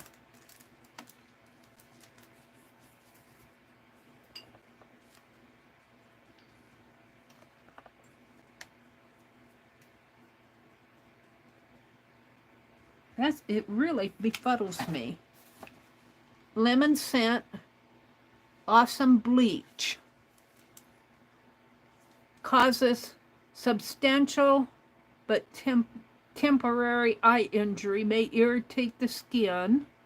First aid. Do not use or mix with other household chemicals such as toilet bowl cleaners, rust removers, or acids. This will release hazardous gases if you do. Storage and disposal. Directions for household use. Toilet bowls, you flush, or we can use it in the toilet bowl. Although I like my Zep. Kitchen sinks, you can cover stains with 2/3 of a gallon of water and add 3/4 cup of bleach. Let stand 5 minutes and rinse. For the kitchen sink. Floors and vinyl, tile work, appliances, clean with a solution of 1 cup of bleach per gallon in sudsy water. I'm having trouble getting it to remove my color on fabric. It's not working. Directions for laundry. Pre-treat stains and heavy soils. Stubborn stains may be soaked for 5 minutes in a solution. Maybe I have to let it soak. Maybe I have to sort laundry by color and fabric. Stubborn stains. Stubborn whites from colors. Light colors from dark ones. They're talking about sorting. Avoid bleaching wool, silk, mohair, leather, spandex, and non-fast color. Well, we want it to, and they talk about adding it to detergent. Your laundry needs this bleach. It brightens and whitens and removes stains. Well, it's not removing any color.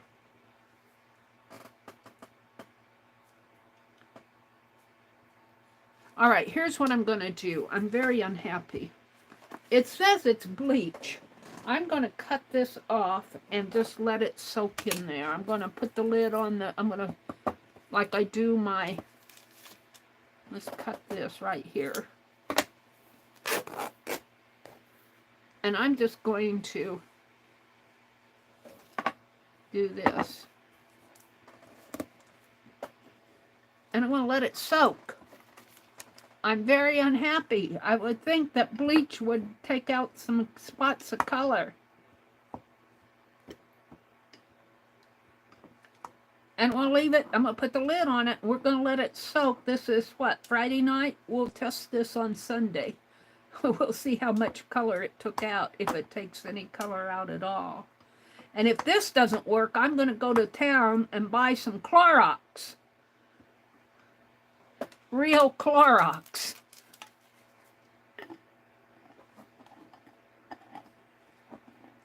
And let me put this on tight because I don't want to spill it. And this, I didn't get anything on, so I'm safe. And I'll put this in a safe spot over here. I'm very unhappy. My paintbrushes. Put that in the water. So, that was another fail. Ha!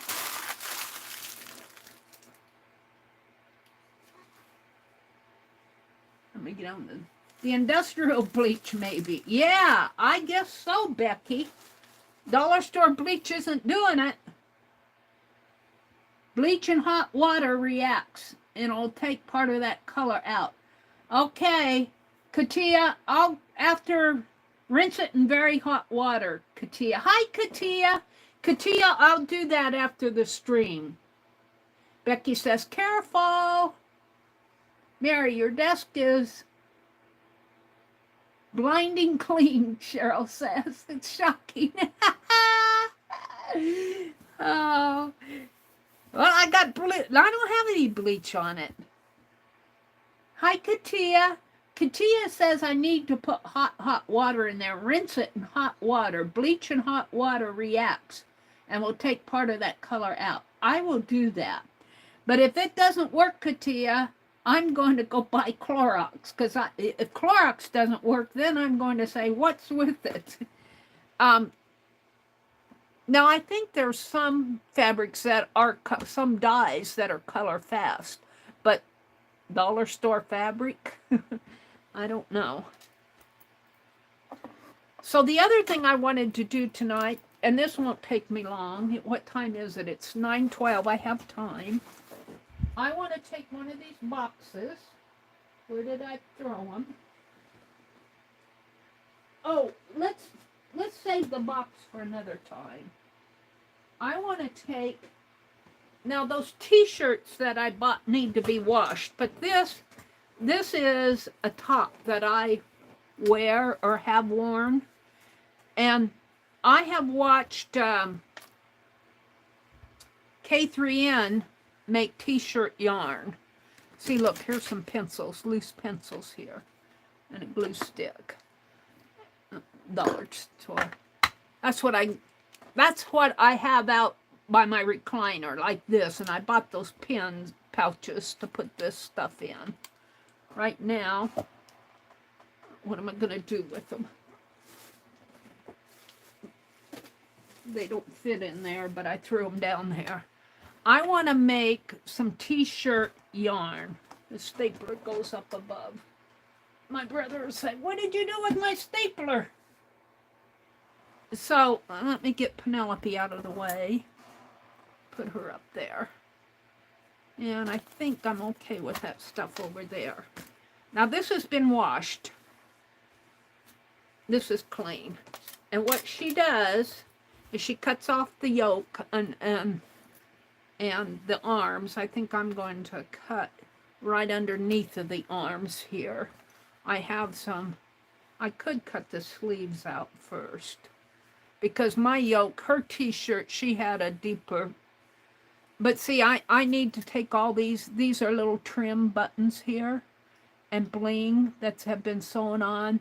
I'm not going to fool with them tonight, but I can take all of those off and put them in a jar and keep them.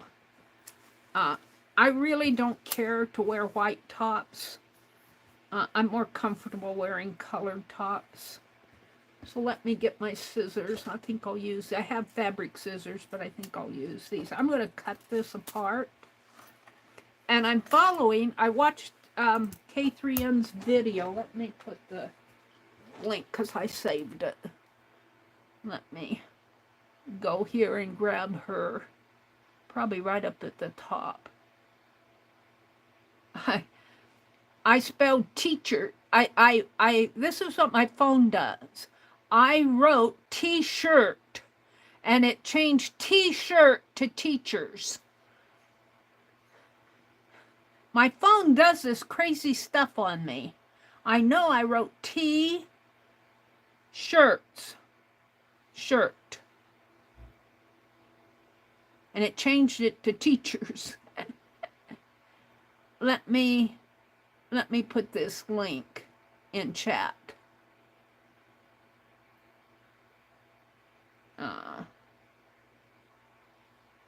Let me save that. There. YouTube. Me. Oh, I was there. Well, we'll do it there. So this is the link to get rid of all this stuff. Come on. One of two. Come on. As soon as I can, I'll skip it. Skip. There we go. And I'm going to pop this in to chat here. This is from K3N, how to make, and it changed it too to TEA shirt, but it's TTEE. I'm sorry about the spelling there. Hold on here. Stupid phone.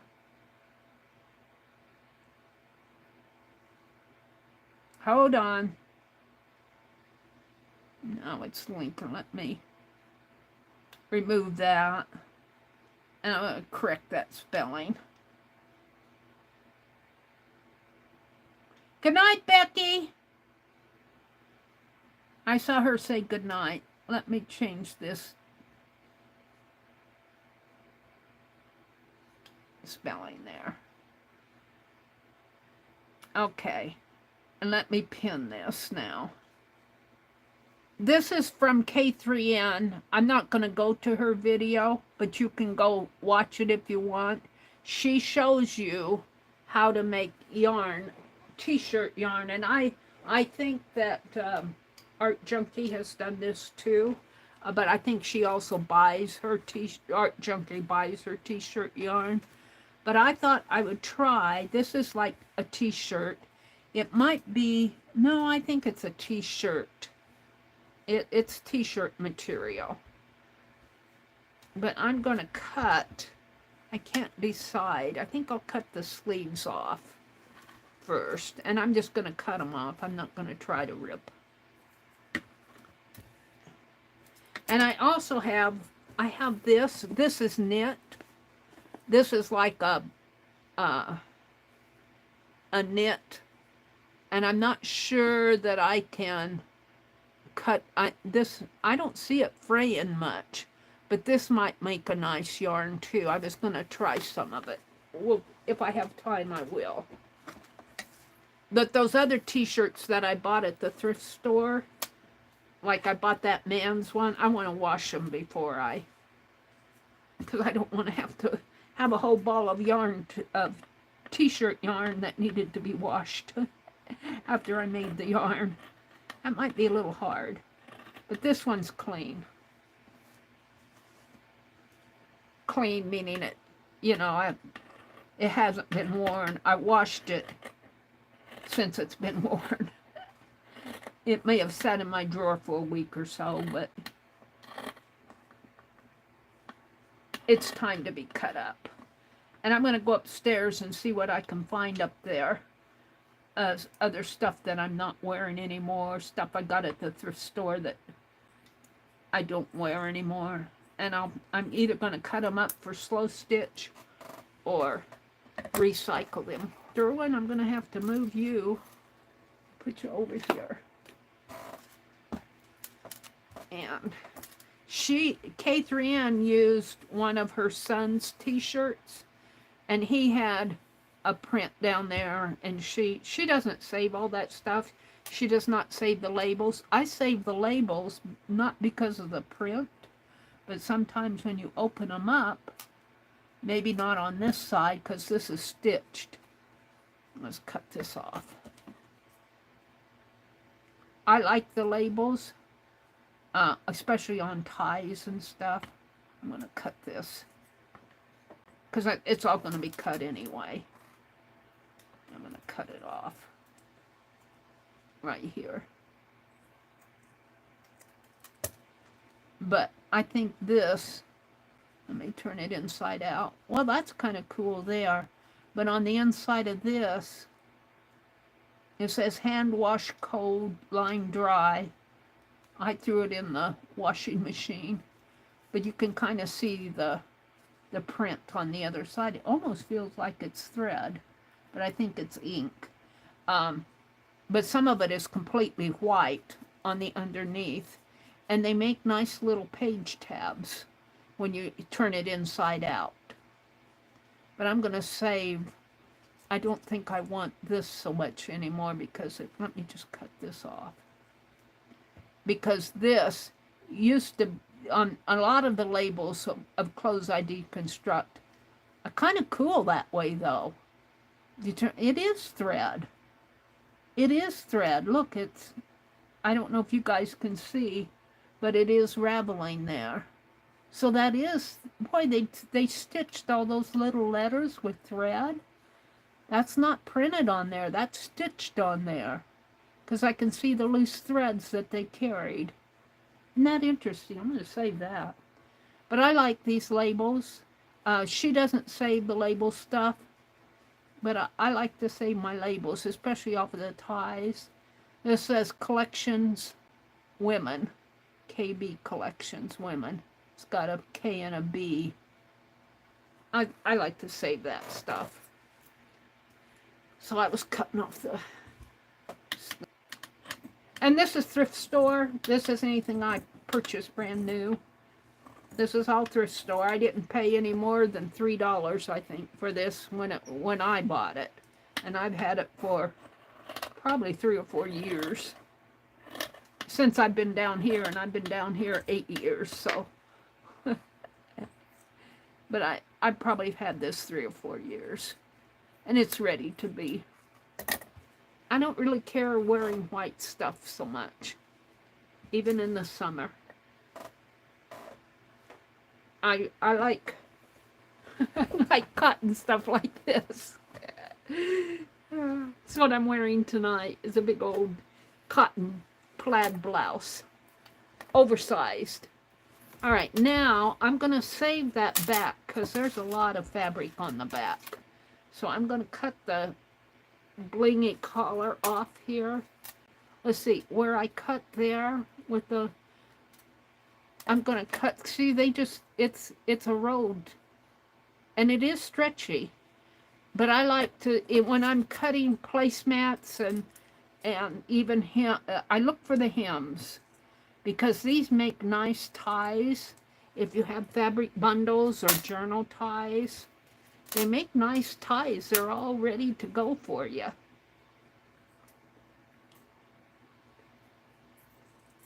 So let me cut that off.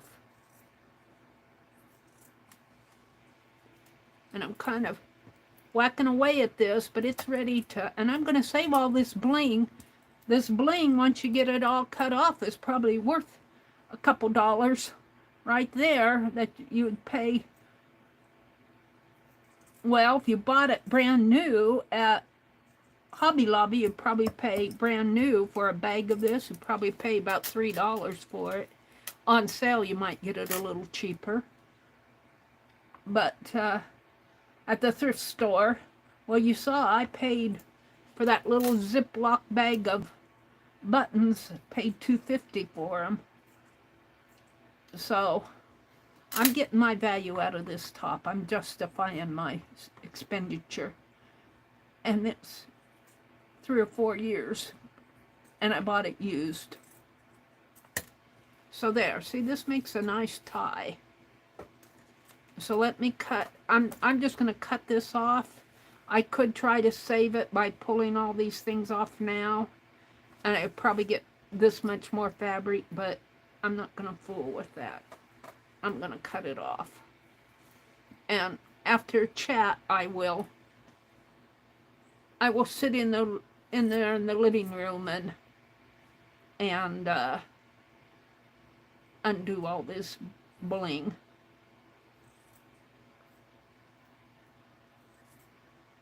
So what are you all going to do this weekend?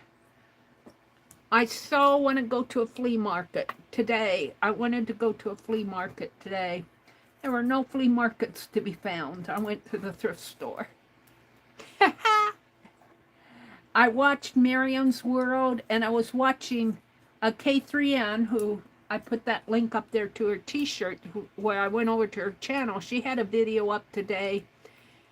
She shows... she's a part of a group in London, or in England. I don't know if it's London or not. But she showed a lot of her needlework. They had a show. They do every year, I think. They probably have 2 or 3 shows a year. I'll let her explain all that. But since she's had her channel, a lot of people have gotten to know her, and she's got to meet some of them in person, and they would bring her all these little gifty things, and she was showing all of her gifts from her community on her stream, on her video this morning. And I went over there to her video to her channel this morning to get the video link that I put pinned up there. And I saw her video and I was watching that. Now she undid the hem. I'm not going to undo this hem. She undid the hem of her t-shirt, but I find these make nice ties. And her t-shirt had a split up the side where she had trouble with that, but not trouble, she had to handle it a little differently. I'm going to put this aside because I'm going to knock it off. But I'm going to cut this hem off like I did the collar. Let's find the end here.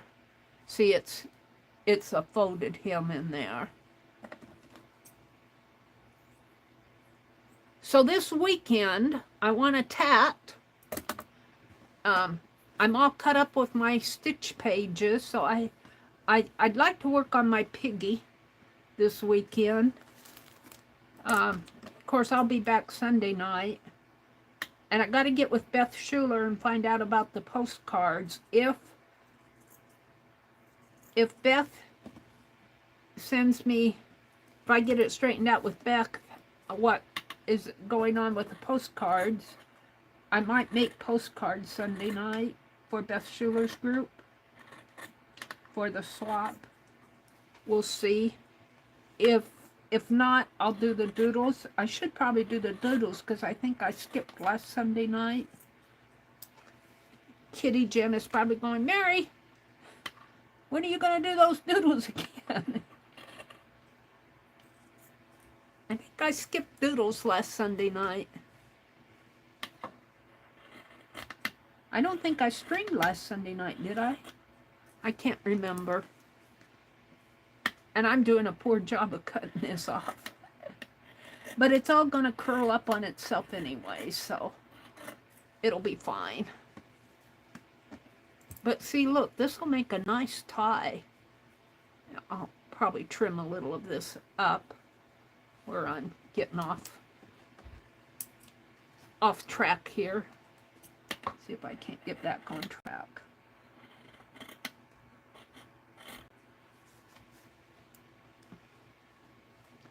I'm just about, well, no, I'm not. I've got a whole nother side here to go.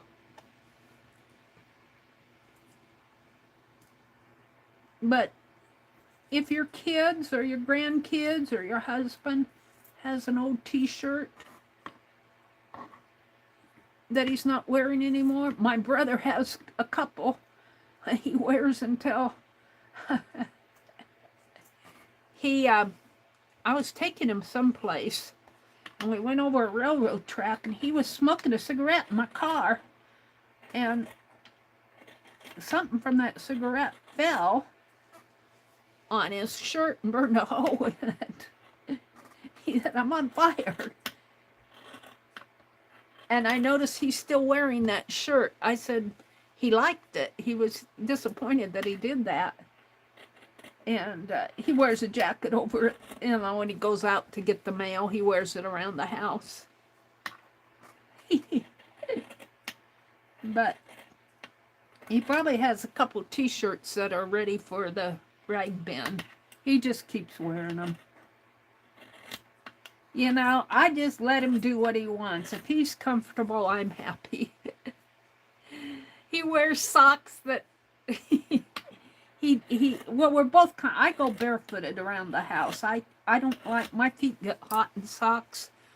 If I go out, I wear socks and shoes. I even wear, if I go outside, I wear my clogs, but my garden clogs, but if I go shopping or something, I wear shoes and socks. But around home, I go barefooted, but he go pads around in his socks and they get messy on the bottom, and I just let him do what he wants to do. He does his own laundry. I figure he's 70 years old. He can take care of himself, and he usually does. He doesn't ask me to do that stuff. He does his own laundry. All right, so this is what I have left. See, I've cut the sleeves off. I've cut the collar out. Let's cut the shoulder off here. Just got a little bit here. There's not very much of a shoulder left there. And let's do it over here. Oops. Boy, I really bummed that sleeve up, didn't I? Where were you going, Meri? Jeez. Let's trim it up here. I guess I was chattering and not watching where my scissors were going. I've never done this before, by the way. I'm just following my memory of what K3N did.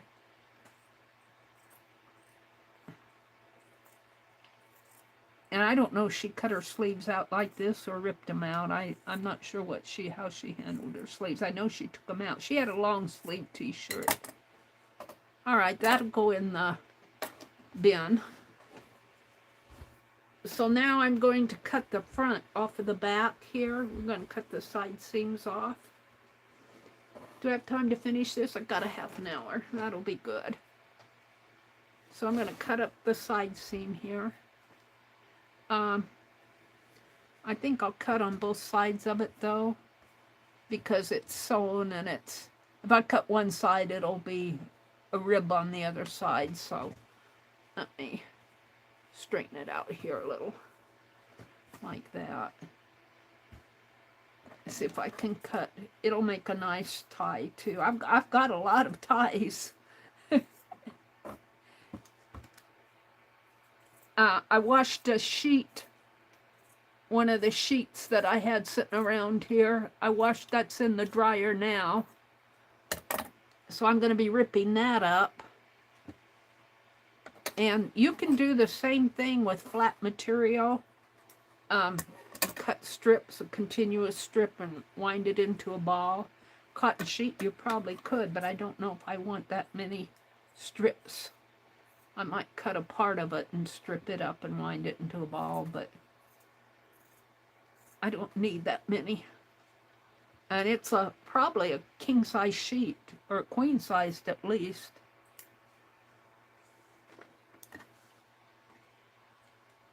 Yeah.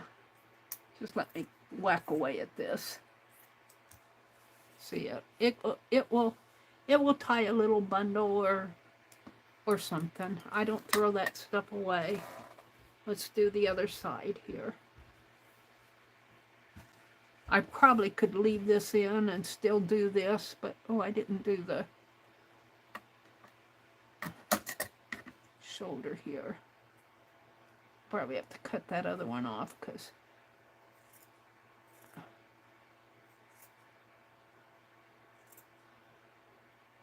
I didn't cut the... See, I don't like the ribbing on this. I'm going to cut it off. When I say ribbing, I mean where it's folded under and seamed. And I don't remember her doing this. She already had her sleeves cut, I think. So where's that other shoulder? Over here.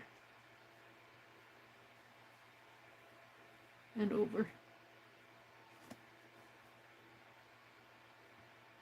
here. I must have cut them off. Cut them off there. I just cut these. Did I not? No, here it is. I'm going to cut that off.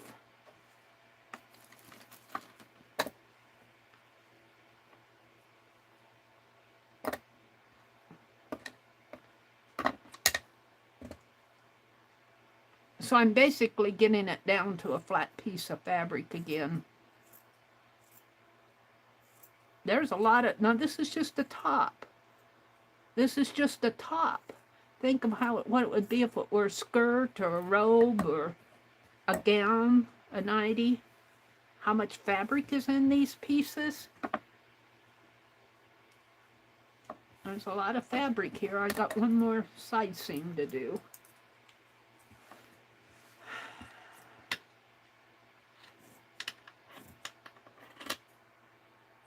We're going to make t-shirt yarn. And I bought a couple of extra tops. Now, I paid $3.50 for those t-shirts that I bought. I would probably, if I did this on a regular basis, I would go to the bins and look for t-shirts in the bins, see what I could find, the Goodwill bins. Because I would not pay $3.50 a t-shirt. This one happened to be one I had around home, and I've worn over the years, and I'm ready to cut it up. But I would not pay $3.50 for a t-shirt just to make t-shirt yarn. If I had old ones that my brother wore and he was ready to throw them out, I would use those, but you can go and buy yarn for, well,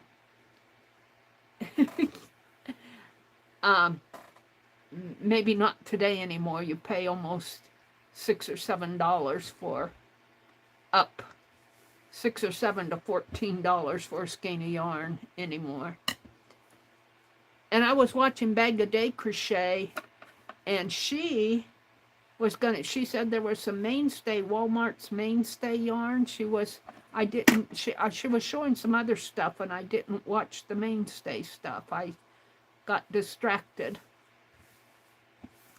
All right, I think she had the folded side up this way. On it, she folded it in half, and I'm throwing stuff off. I think a paintbrush fell off or something here. So let's fold mine in half, like this. This is just one side of it. I think this is the back. And I don't think the sleeves match. There's more there than there, but we're going to go with what I have. And I think she folded it up like this. She might have had her fold this on this side, but I don't think it makes a difference. Now I'm wondering. But she doesn't cut clear up. Let's make sure that this is straight.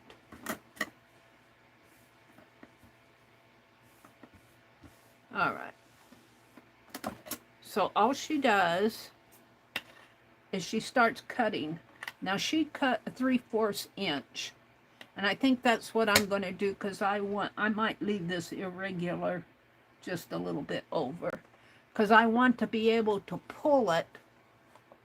Let's grab that hem. Well, this too. Let's get the hem. This is about an inch, maybe. Yeah, an inch. You want to be able to pull it so that it curls. This is doubled, so it's not going to curl as much. But when you pull it tight, find single here. When you pull it tight, it will roll up on itself. So an inch might be too much. I think I am going to go with the 3/4 inch that she did. And we're going to try it and see what happens. So my 3/4 is 1, 2, 3. So I'm not going to go clear to that mark. I'm going to go right in here. Oh, I don't know. Let's not double it. That's cutting through 4. Let's do it this way and only cut through 2. Might have better luck. And I think I'll put my... I can't remember if she had the...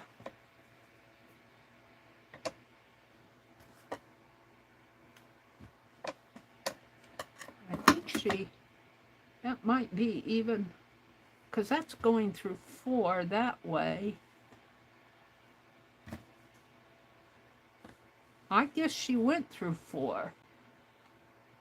But my scissors weren't liking 4 layers. I could go to her video and look.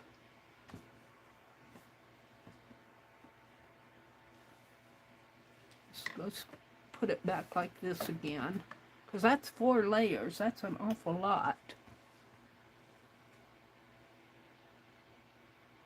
But if I only do 2 layers, I'm going to try it. Let's get out my other scissors. Let's get out my fabric scissors from Sue's that I don't see anymore. All right, I'm going to pull it over this way a little. Let's see if this will cut.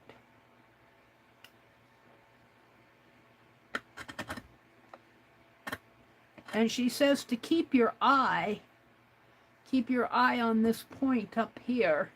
But I'm not that good yet, because my fabric's going to float around on me. At least the first couple strips. I'm trying to keep my eye up there. And you don't cut clear to the top. Oh, I folded it. No, I folded it right there.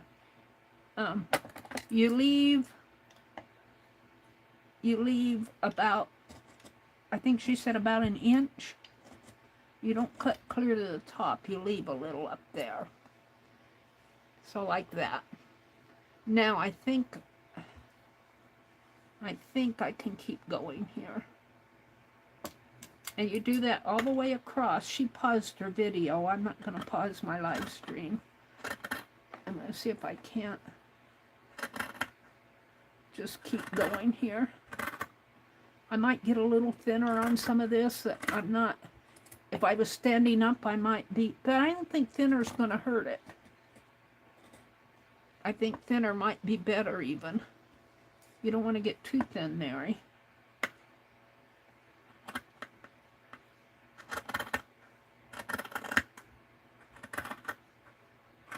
It seems like I get thinner as I get up further.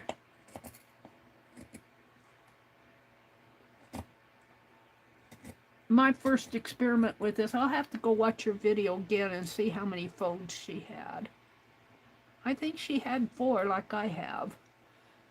2 and then, yeah, I think I'm on the right track. If I can just cut it about the same width, but it's stretchy. It's stretchy, so it's wanting to, I'm wanting to pull at it. And it's okay if these strips come down. Oh, it looks like I snipped, no, I snipped it up there. Oh, it's not going to. She had it doubled differently. I'm going to have to sew all these back. I'm going to stop right here. I'm going to stop right here because I can see I've got, it's not going to fold right for me. I'm going to have to see how she did that.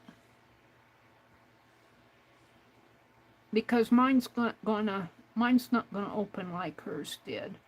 I got the danglies, but I think these were down here were closed. Because let's open it up, and what did she do? Oh wait, maybe I am right here. She opened this up like this. Let's find it.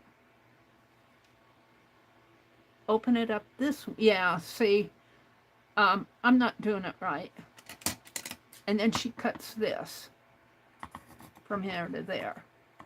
But hers, because she had folds on both sides, went continuous, and mine's falling off into a strip. But that's okay. I'm learning. And so, and I'll show you on this strip. What you do is you pull it, and this is a knit, so it may not, I would think that it would pull tight and curve for me, but it may not. I might need a real t-shirt. it's falling back on itself. But I can still do stuff with this. This may not be the right kind of, this is stretchy. This may not be the right kind of fabric to use for this, which tells me that gray isn't going to work either. So I'm glad that I stopped when I did, because I can still use this. It's just not, it's not going to be t-shirt yarn. I'll use it in my slow stitch. And this is still usable. I thought this was like a t-shirt yarn, but when you get to working with it, it's a very, very close knit. A t-shirt yarn should fold in on itself when you pull at it this way. And this is not folding in on itself. I can still make a twisty out of it. She twists. This will still work for twisting.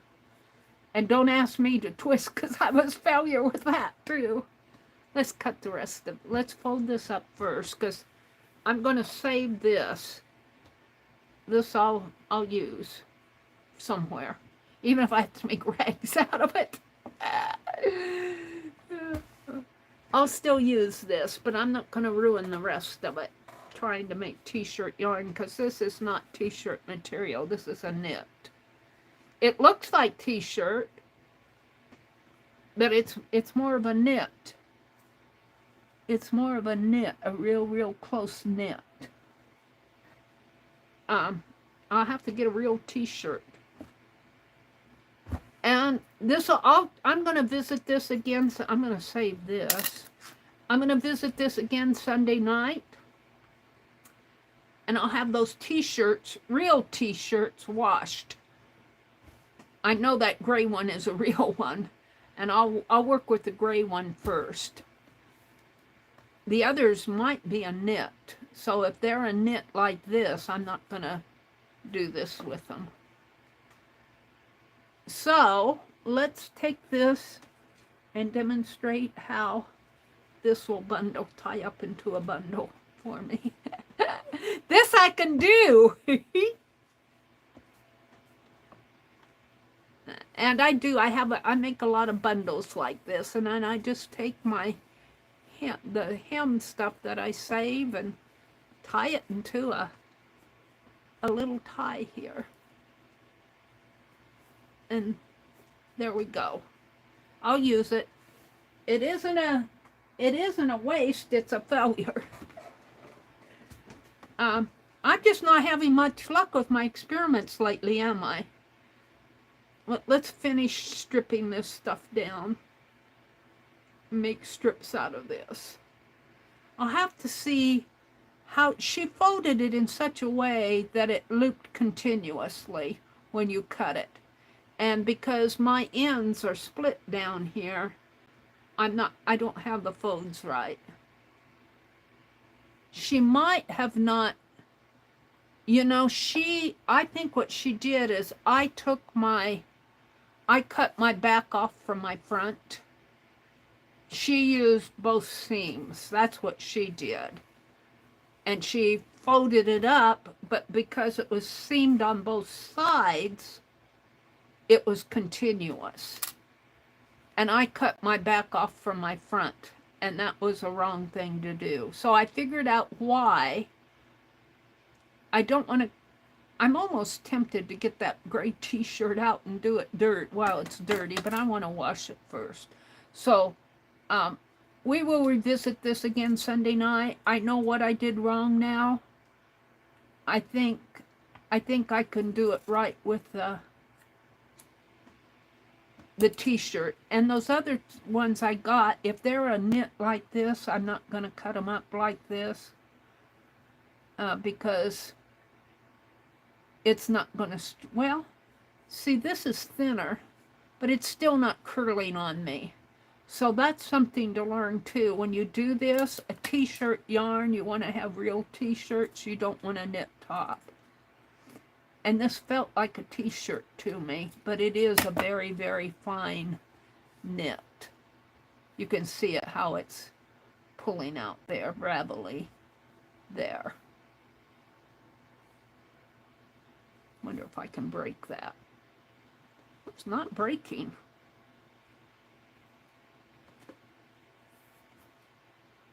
Maybe I just have to pull tighter on it because it is. I need it thinner maybe for this.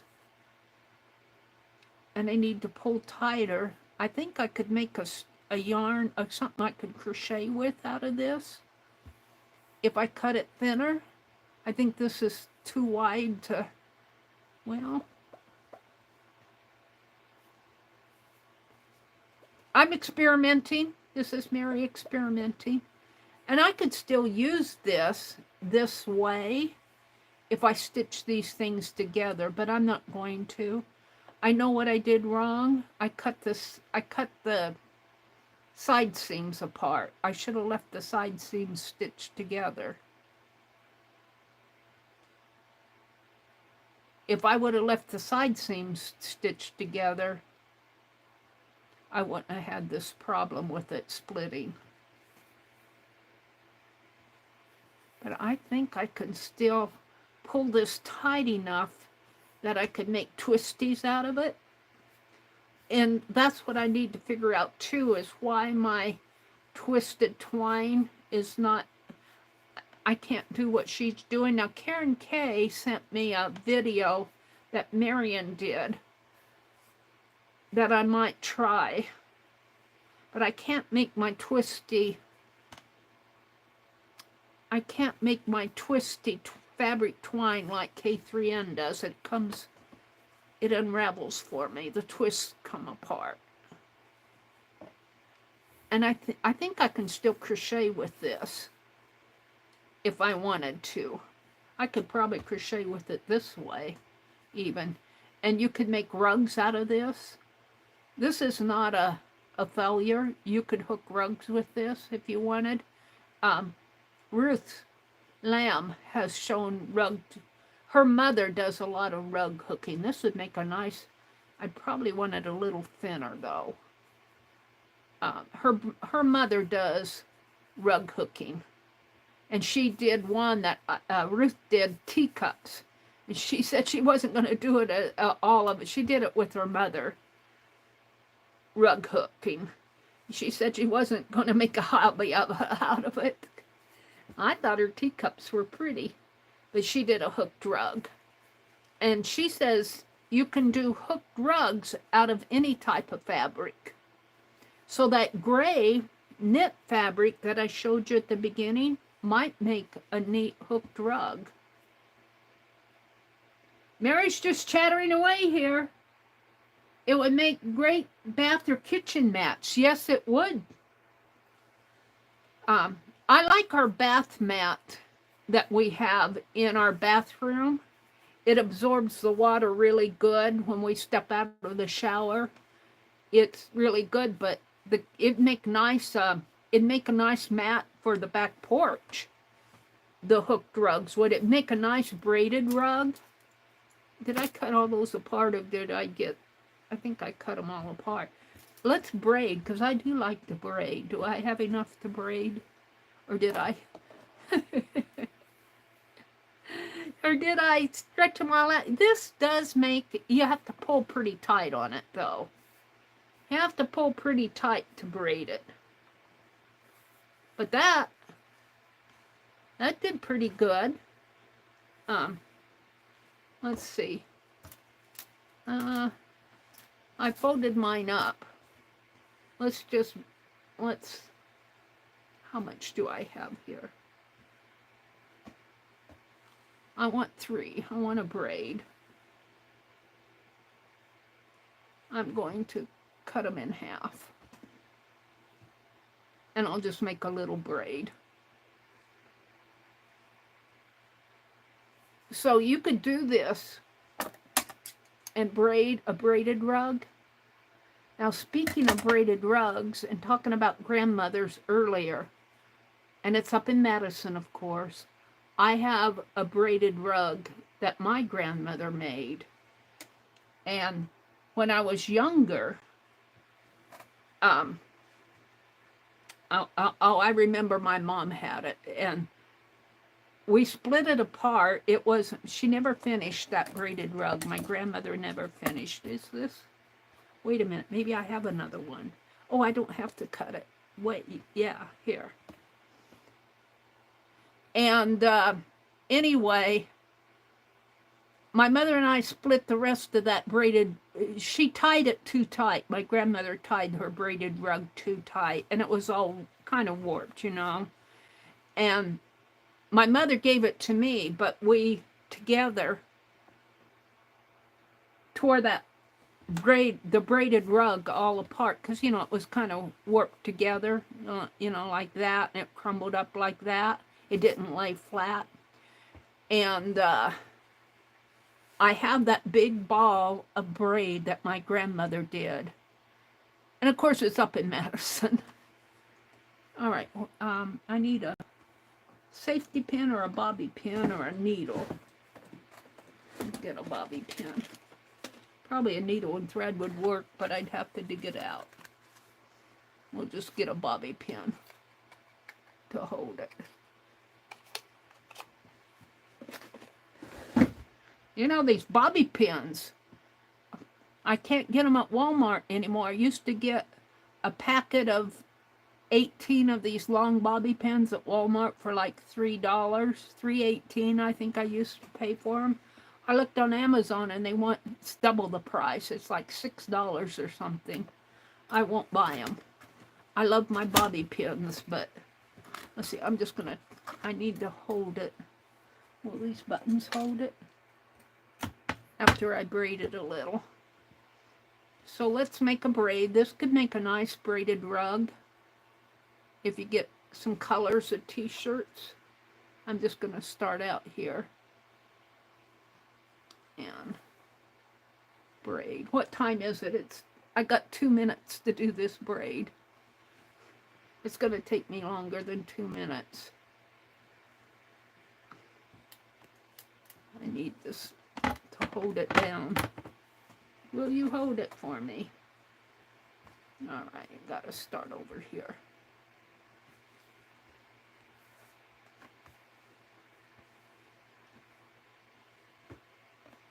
I like to braid. I probably would do better with that than making my t-shirt yarn out of this. But this would make a nice nice braided rug, or if you get enough of it, and or a nice hooked rug. So a flannel, an old flannel bed sheet would be nice to hook rugs with. But I think the t-shirt yarn, I made the mistake of cutting those sides apart.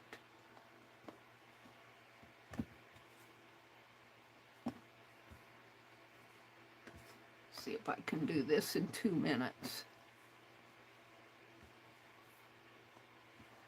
So my t-shirt yarn experiment was a failure, but I figured it out. My Clorox is a failure, but Katia's told me to.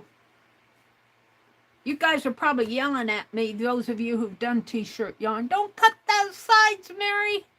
I'll probably, if I go back and read chat, I'll probably see you guys saying, don't do that, Meri. Oh, she did it.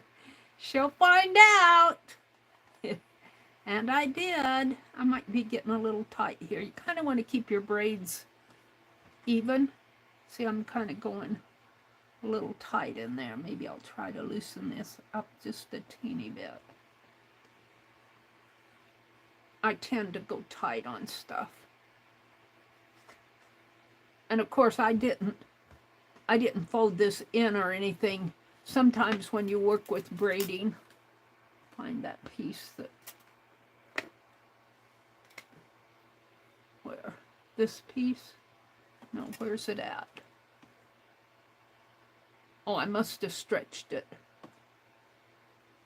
I probably stretched it, but sometimes when you braid, here it is, when you braid a piece of fabric, cotton fabric or something, you kind of want to fold the sides in like that so you don't have these edges, raw edges showing. I don't mind it on this. And I'm not an authority on braiding. And I'll have to hunt up for that channel. I don't have it on this channel. It's on my other channel that I watch different videos in. But there's a lady who does all sorts of folk art, braiding and rug hooking. And I got into watching her last year. And this is getting a little long for me here. I'm not doing a good job in there. Let me see if I can... Which one is it? This one? And let me pull this. Can't go too far that way.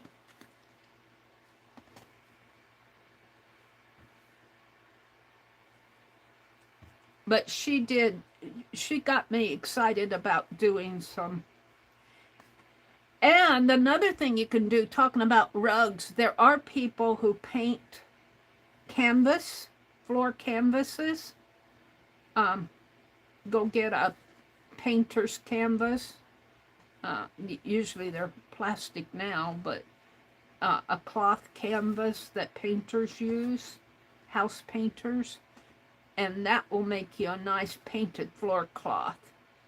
You got to get artistic with it, and you know, all of that, but I've seen that done before. And my braiding got a little thick, and it started out thin, and I don't like it right in there. I'm gonna redo it. I got a little wide up in there.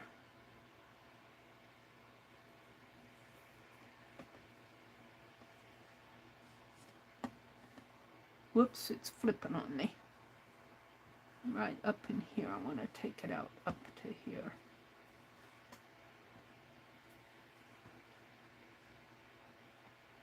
Got a little wide right in there. And I think if I hold on to it, maybe.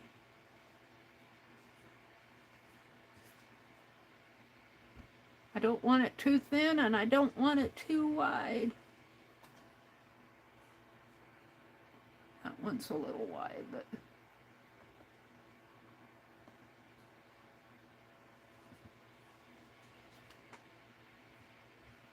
It's just play. It's just play. And I'm kind of trying to hurry. I still can't do K3N's fabric twist though. And I need to try Marian's. But Marian, she uses a stitchers, they call them stitchers hams. I could probably use the arm of my recliner as a stitcher's ham. But she hooks everything off of that. And she shows how to make one too. But I have enough to keep up with the slow stitch. A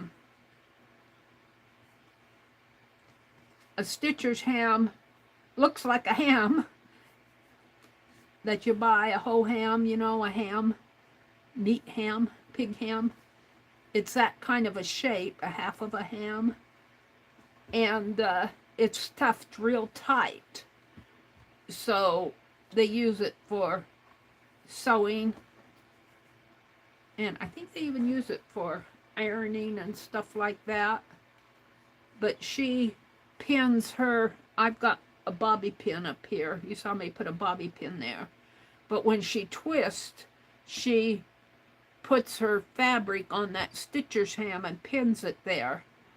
And the way she shows how she twists it, and when she's done, it doesn't unravel on her. I haven't tried it yet because I don't have a stitcher's ham. Oh dear. I'm just chattering away. I'm almost done here. I've probably got about 6 inches or so to go, but it's getting long. I could quit, but let's see if I can finish this up.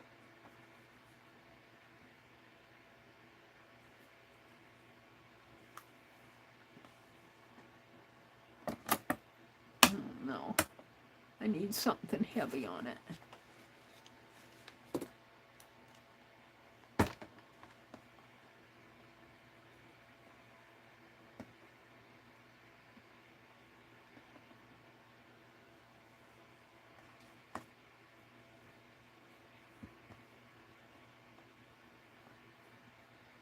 And I'm not the best braider in the world either. I don't do this on a regular basis. And this is kind of stretchy. But I want to try to strip down some of that gray knit, because I bought it to make some pants to wear around the house. But obviously I haven't done that yet. But if I wanted to do it t-shirt style, now she showed, and I could probably do it. I might get out this, I might go a little bit later. Hold on, let me finish my braid. She showed how you could do a flat cloth right at the end of her video. K3N did. That video I put a link to. That may need to be how I do this.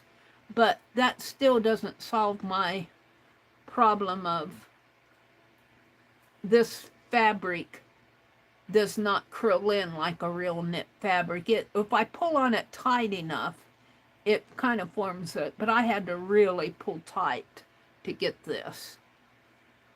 So this knit that I have here, really, I would not recommend a knit for a t-shirt yarn. It's good for braiding.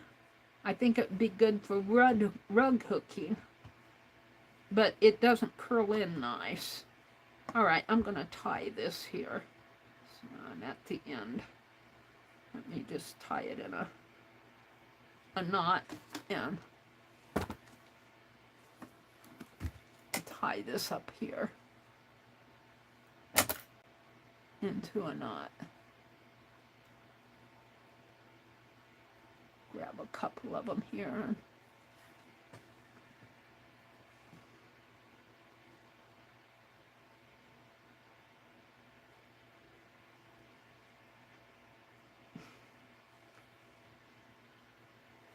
Tie it into a knot. What am I going to do with this braid? This is just a sample. This is just me playing. But barring the loose ends here, just say that was all nice and even. You could. And I'm just going to, you can make a little braided basket type thing or a mat. So you sew it. You sew it. And sew. This would be clipped off. All of that stuff would be clipped off. And you don't want to sew it tight. You need to keep it flat. Keep it flat. Keep it flat. Don't sew it tight, Mary. And that's would eventually make a pretty, if you got enough of it, would make a pretty little mat. And ignore all this stuff, because that would all be stitched in, stitched down. That's not bad. So what I want to try, I'm not done here. Put that back, put this back, and I'm going to keep this out. That's going, these will go, I've got a tin behind me. I'm going to throw stuff like this in, because this isn't stuff that I would, well, I'll keep that with my ties. I could make a tie out of it if I wanted. See, it's stretchy. It's stretchy. It's a stretchy braid. But this makes good ties if you're for a fabric bundle or even around a little stack of papers. That's all gonna go, all of this is gonna go in my little tin behind me. But what I want, I'll put my bobby pin in the drawer. Let me reach behind me here. I'm not quite done. I'm not gonna go a little bit later than 10. Oh look, I've got some needles stuck in there. Some sewing machine needles that I bought. I need to take those out where my sewing machine is. I got it at Walmart, 2 yards of it for $4. Not too bad. About what I paid at the... But this is a knit. This is a knit. And there's a lot of it here. 2 yards of it.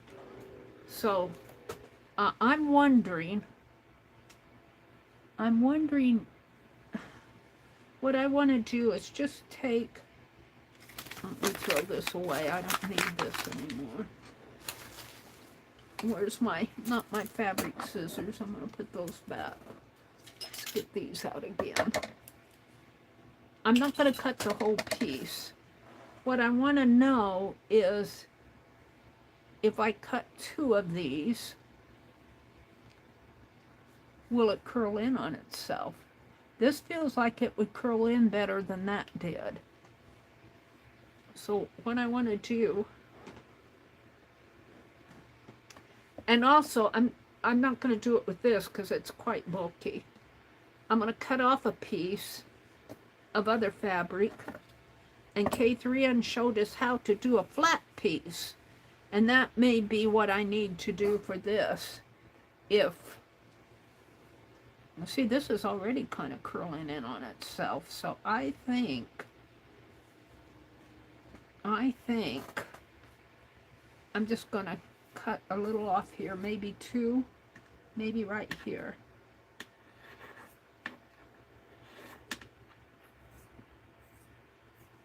I don't know if you guys can see me cutting. See, I think this will make nice t-shirt yarn, a knit. This might work. I'm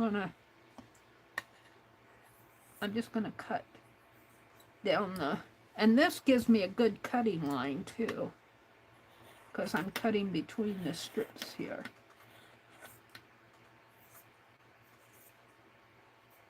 Now what K3N would do if she was cutting flat fabric, but this happens to be like 44 inches wide. So 44 inches down here at the end, when she got down to the end, she shows this at the very end of her video. She shows a little piece of cotton sleeve, I think.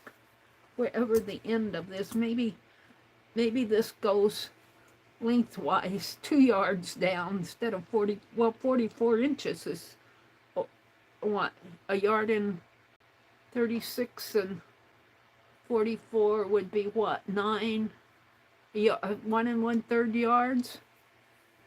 Here, almost 2 yards. This might be 2 yards this way. But when you get down to here, at the very end, say I cut all the way down here. When you get down here on a flat piece, just say this was 12 inches instead of 2 yards. When you got down to your end, you don't cut to the end, you curve it and then go back. And when you come down to this end, down here, you don't cut there, you curve it. And I might have to do that with the white if I wanted one continuous piece. Let's continue cutting here.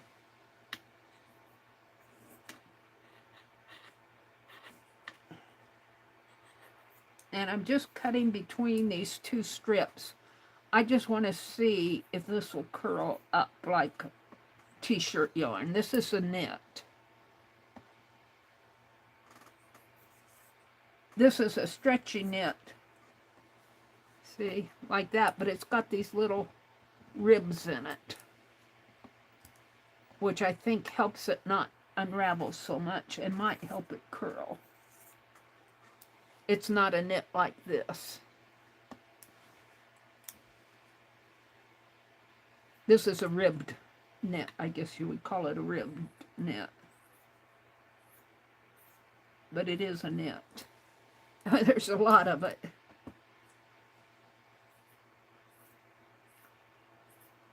And I'm just going to keep going till I get to that end.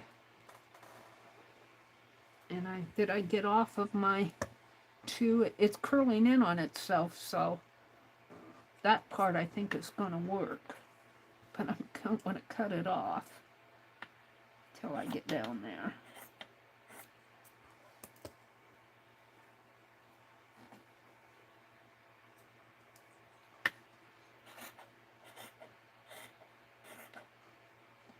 So I think that part's going to work enough to crochet with. In fact, it might work better than the other for a yarn because it's curling up. It may not work so good for rug hooking, depending on how wide you cut it, maybe. I'm cutting it pretty thin here. Hold the phone, I'm getting there.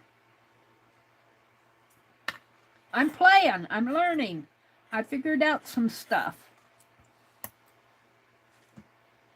How much further do I have to go? Quite a ways yet. This is the end here. I want to go clear to the end.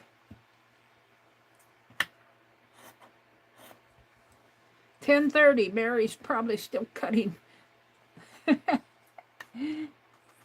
See, if I have to be careful, because if I don't unfold that, I'll snip it off. I don't want to snip it.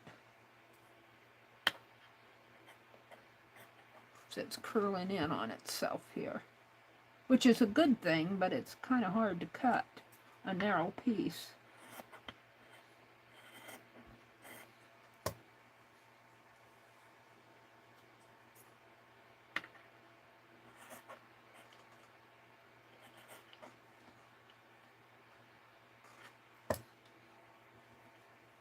Get my big long fingers in there.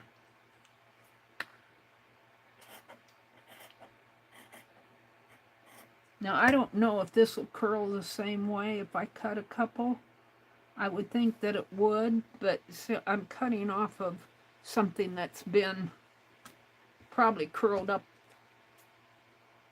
you know, as a, in the packaging and all of that. This would probably eventually curl up, but I might have better luck cutting this than cutting this, is what I'm saying. I don't know. I'd have to test it. I'm getting there. I'm getting there. Have patience. Have patience. Don't be in such a hurry. That's a kid's song. I used to listen to Christian radio, and I'd listen to this kids hour, and they'd tell stories, and then they'd sing that song. Probably still on someplace. I quit listening to the radio so much when I got the, well, when I had my old phones, I listened to internet radio a lot. They ruined my batteries. My batteries on those older phones, because I'd listen to that radio, you know, kind of overnight. And this might be getting thinner down here. Let's see if I can still cut it. Depend on how it was cut at the store, I guess. I guess I'm still cutting too. Yeah. But I don't listen to internet radio so much with these newer phones, even though the battery seems like it's a better battery. Although this phone that I'm recording on now, I don't use it as much as my other phone, but the backing's starting to open up, and I don't know if the battery, if the glue is just getting old or if the battery expanded. They told me when I bought that phone, I'm almost done. They told me when I bought that phone that with these newer batteries, you don't have as much trouble with them expanding. And I haven't, but this one's starting to expand on me. So we'll see what happens. But I don't use it as much. I just use it when I stream. So I think I'll be okay for a while with it. I have car batteries, car brakes to worry about next. All right, so I'm getting here to the end. So instead of snipping it off, what I'm going to do, about an inch away, I'm going to curve it. And I'm not going to cut all the way back down, but I'm going to cut a part of the way down to show you. And what you would do if you were cutting like a t-shirt or something like what I did on my front side, you would cut to the where I see it depends on how the store the store cut this thinner toward, they didn't cut it straight because I had 2 and it's at 1 now, but that's okay. We'll just finish. I want to finish on this one if I can. Okay, so instead of snipping it off, what I'm going to do is cut it, and I'm going to go across 2 here, right there. So I'm going to do 2 going back. So I'm going to flip all this around, and I'm not going to cut all the way back. I'm going to cut it off, but I want to cut a little of the way back. So I'm going to flip all this over to this side. There's 2 yards of fabric here, and I want to go back. So let me flip this around and put it in my lap maybe. And I want to go back. Oh, it has to come this way. A little ways, not a whole way. And I'm going, I think I'll go, well, I was going to, but see, I got a little off, so maybe I'll go 3 instead of 2 and make it a little wider, because it gets thinner down here. So, 1, 2, 3, right there. Maybe 1 more. Right there, because I think it's going to curl in on itself.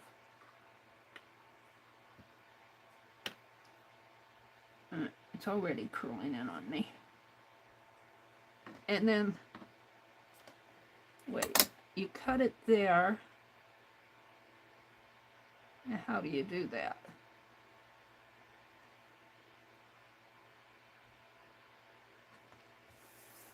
She cut a part and she went back down, and that makes this part continuous with that. And then when you get to the other end, I don't know what'll happen at the other end. I'll find out when I get there. If I ever, I'm not going to go all the way down though. I'll try it on a smaller piece of fabric, but not tonight. But anyway, so you cut down this way, and that makes this continuous here. I think I'll have to experiment with that. I'll have to rewatch it. I'm going to snip it off because I'm not sure about it. So this is my yarn here. So we're going to play with that, and I'll fold all this up after the stream. That's too much for me to handle now. But see how this makes a nice yarn here. So I think I can use that big piece of fabric I have for t-shirt yarn. But I just have to figure out my cutting to make it a continuous strip off of a flat piece. I know she curves it. She curves it. But I have to figure out what she does with this after she curves it. It cuts here. I cut over there. I cut down this way. And then I come on down to say that's the end. And then I curve this way. So I think this piece, but I don't know what happens to that end there. I don't know what happens up here. I have to see what she did with that, because I'm not sure I did this right. So if I cut down this way, curve it here, and that would be cut. Because when I cut, this is the end of my, well, you can still see this.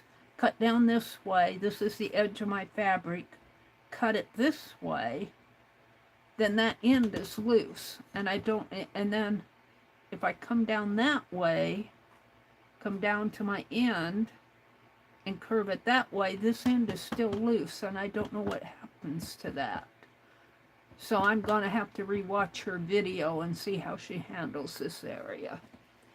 But this will make, once I figure this out, this will make nice t-shirt yarn that I can, see it's curved in on itself. It's probably about 6-ply yarn. It's pretty thick, but you can still crochet with this. This will make a nice rug. I don't know about using it. You would probably want to cut it really thin if you're going to use it as trim or couch it on something. I would want mine a little bit thinner like that. It gets pretty thick up in here, but maybe if I keep stretching it, that's what you do, is you pull it tight and it curves in on itself. And it is doing it to a certain point. I wonder if I'd wet it. I'm talking to myself here. I wonder if when I stretched it here, if I would dampen it, if that would hold the... And because it is a knit, when I stretch it, this is not t-shirt, this is a knit. You can kind of see the ravelly in there when I stretch it. So I don't know. Depends on what you're using it for. I don't know if I like it, this particular fabric pulled that tight. I think I prefer it like this. It's not, I didn't pull this tight as much. It's still curving in on itself. And I don't get all that ravel that I get in here. It's starting to ravel. The knit is ravelly. But that's not a bad thing if you're braiding it or even twisting it like that. But if I kind of prefer this, if I were going to crochet with it, I would prefer it more because it just gently curves in on itself. It's a little ravelly in here where I got a little thicker. But that's more of a cutting thing, I think. So I've been chattering. It's 10:30. I'm happy with this. This experiment here, I figured out what I did wrong if I was going to do a t-shirt again. And I need to figure out this part in there. So let's see what, let me refresh my chat and come say goodnight. I've been chattering away. Let's see. Did Rhonda pop in? I see you out there, Rhonda. Let me refresh my chat here.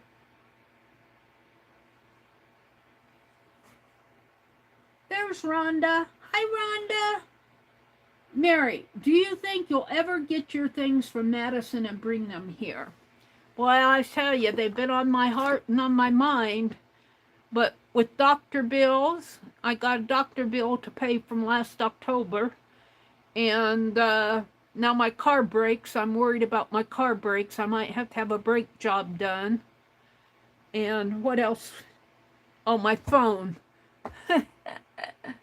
I don't know if I can afford to bring that stuff home. And the reason I'm leaving it up there, Rhonda, is because it's all, I'd have to put it in storage down here. And because there's just no room here for all my stuff. My brother would kick me out of the house.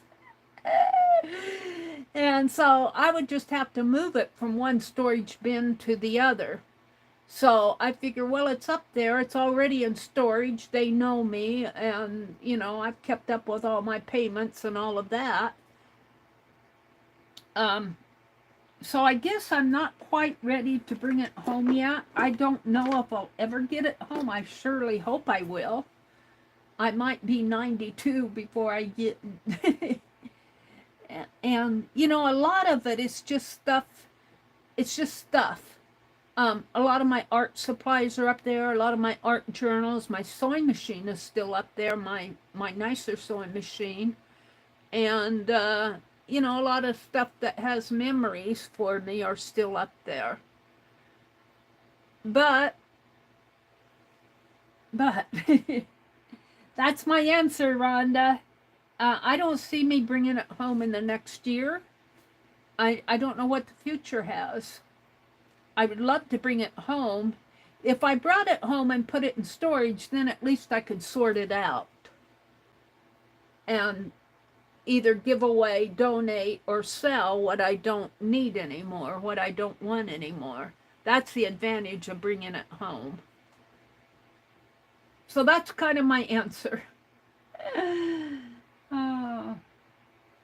Katia says, I could make a nice mug rug. Yes, that would, even this white that I had out that I braided, that would make a nice mug rug. And my braiding isn't the best here. I was just playing with it. Some of it's okay. But this would make a nice mug rug. And I think this, the strips to this, I braided them. You can kind of see them here. The strips to this, I think, would make a nice, might want to cut them a little thinner. Maybe a ½ inch. This is about 3/4 of an inch, I think, here. Yeah, it's about a ½ of an inch here. Instead of 3/4 of an inch. Would make a nice hooked rug. And it's nice and soft. And if you had it a little smaller and it was hooking it, you know, it'd make a nice, and used it as design, you know, have a nice teacup design where you have different colors or even florals or something like that. That's what this would be nice for. So I'm not unhappy with this. I've learned a lesson though. I learned that if you're doing a t-shirt, don't split it up the sides. So, and this, I'm kind of happy with this. I probably will not pull it tight. I learned from here, if you pull it too tight, like I pulled this tight, and this is a knit. It's a ribbed knit. And that's probably why it's folding in on itself, is that it's ribbed. I don't know if this were not ribbed. And when I'm saying ribbed, it's got these little ribs in here like this. If this were not ribbed, I may have more raveling in there. But if I like it like this, because it's still pretty, it's folding in on itself, and it's not as raveled as when I pulled this tight down at this end. It got real ravelly. So I've learned some lessons from doing this tonight, and that's what the whole point of this is to learn. You know, you learn what your fabrics can do. Now raveling it, depending if you're going to use this, like even to make a braided basket or a you know, whatever you use it for, the raveling may not matter so much. I could see it be raveled and still be a basket. I'm not sure that I would want it for, well, even a braided rug, but this is kind of thin for a braided rug. I would rather use something like this for a braided rug. Depending what you wanted, but I kind of, if I were going to crochet with this, I would be happier with this for crocheting. It's not as, there's some ravel where I cut it, but it kind of folds in on itself and it's much smoother. I would probably not pull this tight, even if I were crocheting with it. I don't have a crochet hook in here, I don't think. I think I took all my crochet hooks out of here. I know I did. Or I'd try to crochet some. But I need to go back. My goal is to go back and look at K3N. Right at the very end of her video, she shows how to cut a flat piece. And I know she turns the corner there, but I don't know what happens. I don't know what happens to this area. And it'd be the same down here when she comes there, because in my mind, that would be loose. See, it would be like, let me put this in here. In my mind, this area would, when you turn that corner, say that's all one flat piece. And I cut, and then I turn, and I cut that way, well then this end is loose. And if I come down this way, and cut, I'd have this very same thing happening down there. And I'd have a loose end down here. Now maybe that's supposed, I'm going to have to go back and watch her video and see what happens to this. Because she showed it, and it made sense watching it, but doing it is another story. Teresa says, be right back. Time to take my breathing treatment. Okay, Teresa. Katia says, I could make a mug rug. Teresa says, Katia, I need to make me some mug rugs for sure. I got the mug rug. It's sitting, I washed it. It's sitting over on this cart someplace.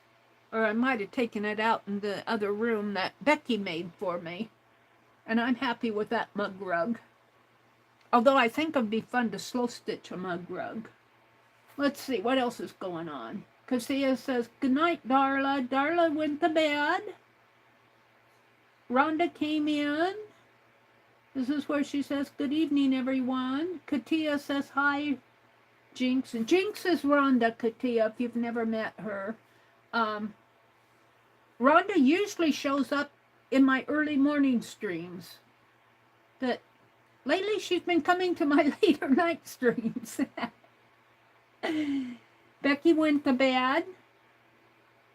This is where I put in the link for the t-shirt yarn. Becky says, I'm going to say goodnight. It's getting late. Yeah, Becky's on the East Coast, though. And this is where Becky said, maybe if you use industrial bleach. Let's look at my bleach jar. Where did I put that? Over here. Let's see if it's even bleaching out. No, water's clear. I'm going to have to put some hot water in there, Katia. The bleach is clear. It's not even phasing that fabric. So we'll try some hot. Should I use boiling water or just hot water? If this doesn't work with the hot water, this tells me I can put it in the laundry. I do though, and you know my bath towels, I put this type of bleach in my laundry, and with the bath towels, kitchen towels, I don't matter if they get bleached out, you know, but the bath towels are bleachy, and it might be the hot water that's doing it. In the laundry, because I wash both the dish towels and the bath towels with hot water. My clothes I wash with cold water, because, well, you can wash laundry with cold water. I don't use hot water with my clothes. I either cold or warm water, depending on what I'm washing. With my knit tops and everything, I don't use hot water. But with the dish towels and the bath towels, I use hot water, sheets and stuff like that. So that might be what Katia said, is use hot water. It'll draw the color out. So that might be what I need to do. But you know, I did that book cover, but I think I used Clorox on that. That book cover, I don't know if you guys remember, I had that book that I got from Johnny. And it is already, she sold it that way, knowing that it was that way. But, you know, she sold it as a junk journal. And it had watermarks on it. So I took the bleach and put where those watermarks were. And I bleached that, put bleach marks on that book cover. And it turned out real nice. I don't have it with me, but I have it around here someplace. So this is still got some ongoing projects that I'm learning from. I'm going to have to learn how to do this. I'm going to put hot water in that. So that's what Katia says. Bleach and hot water reacts and will take part of that color out. And that's what I want to happen. I don't care if it's spotty. I don't want the whole thing to be bleached out. I want it to be spotty. All right, let's go down to the bottom because I'm caught up with you guys. Teresa says, Katia, I need to make me some mug rugs. Meri, I think I'm caught up. So it's 10:40. I'm going to say good night. I've had a good time talking to you guys earlier, going through my haul and playing with this fabric. The only thing I didn't do tonight, well, there's a couple things I wanted to get done tonight, but I've learned a lot by doing this. I've got a mess behind me to clean up. So have a great weekend. Whatever you do some art. Oh, I know I was going to show you some stuff. I'll have to show you Sunday night. Some stuff I've been doing art-wise. I'll have to show you Sunday night because it's all out in the living room. I'm going to go out and pull the charms off of this. So, good night. Have a great weekend. And I'm going to quote Roy, Bootsy Sweethearts. He says, go do something to make you smile. Have a great weekend, everybody. Good night.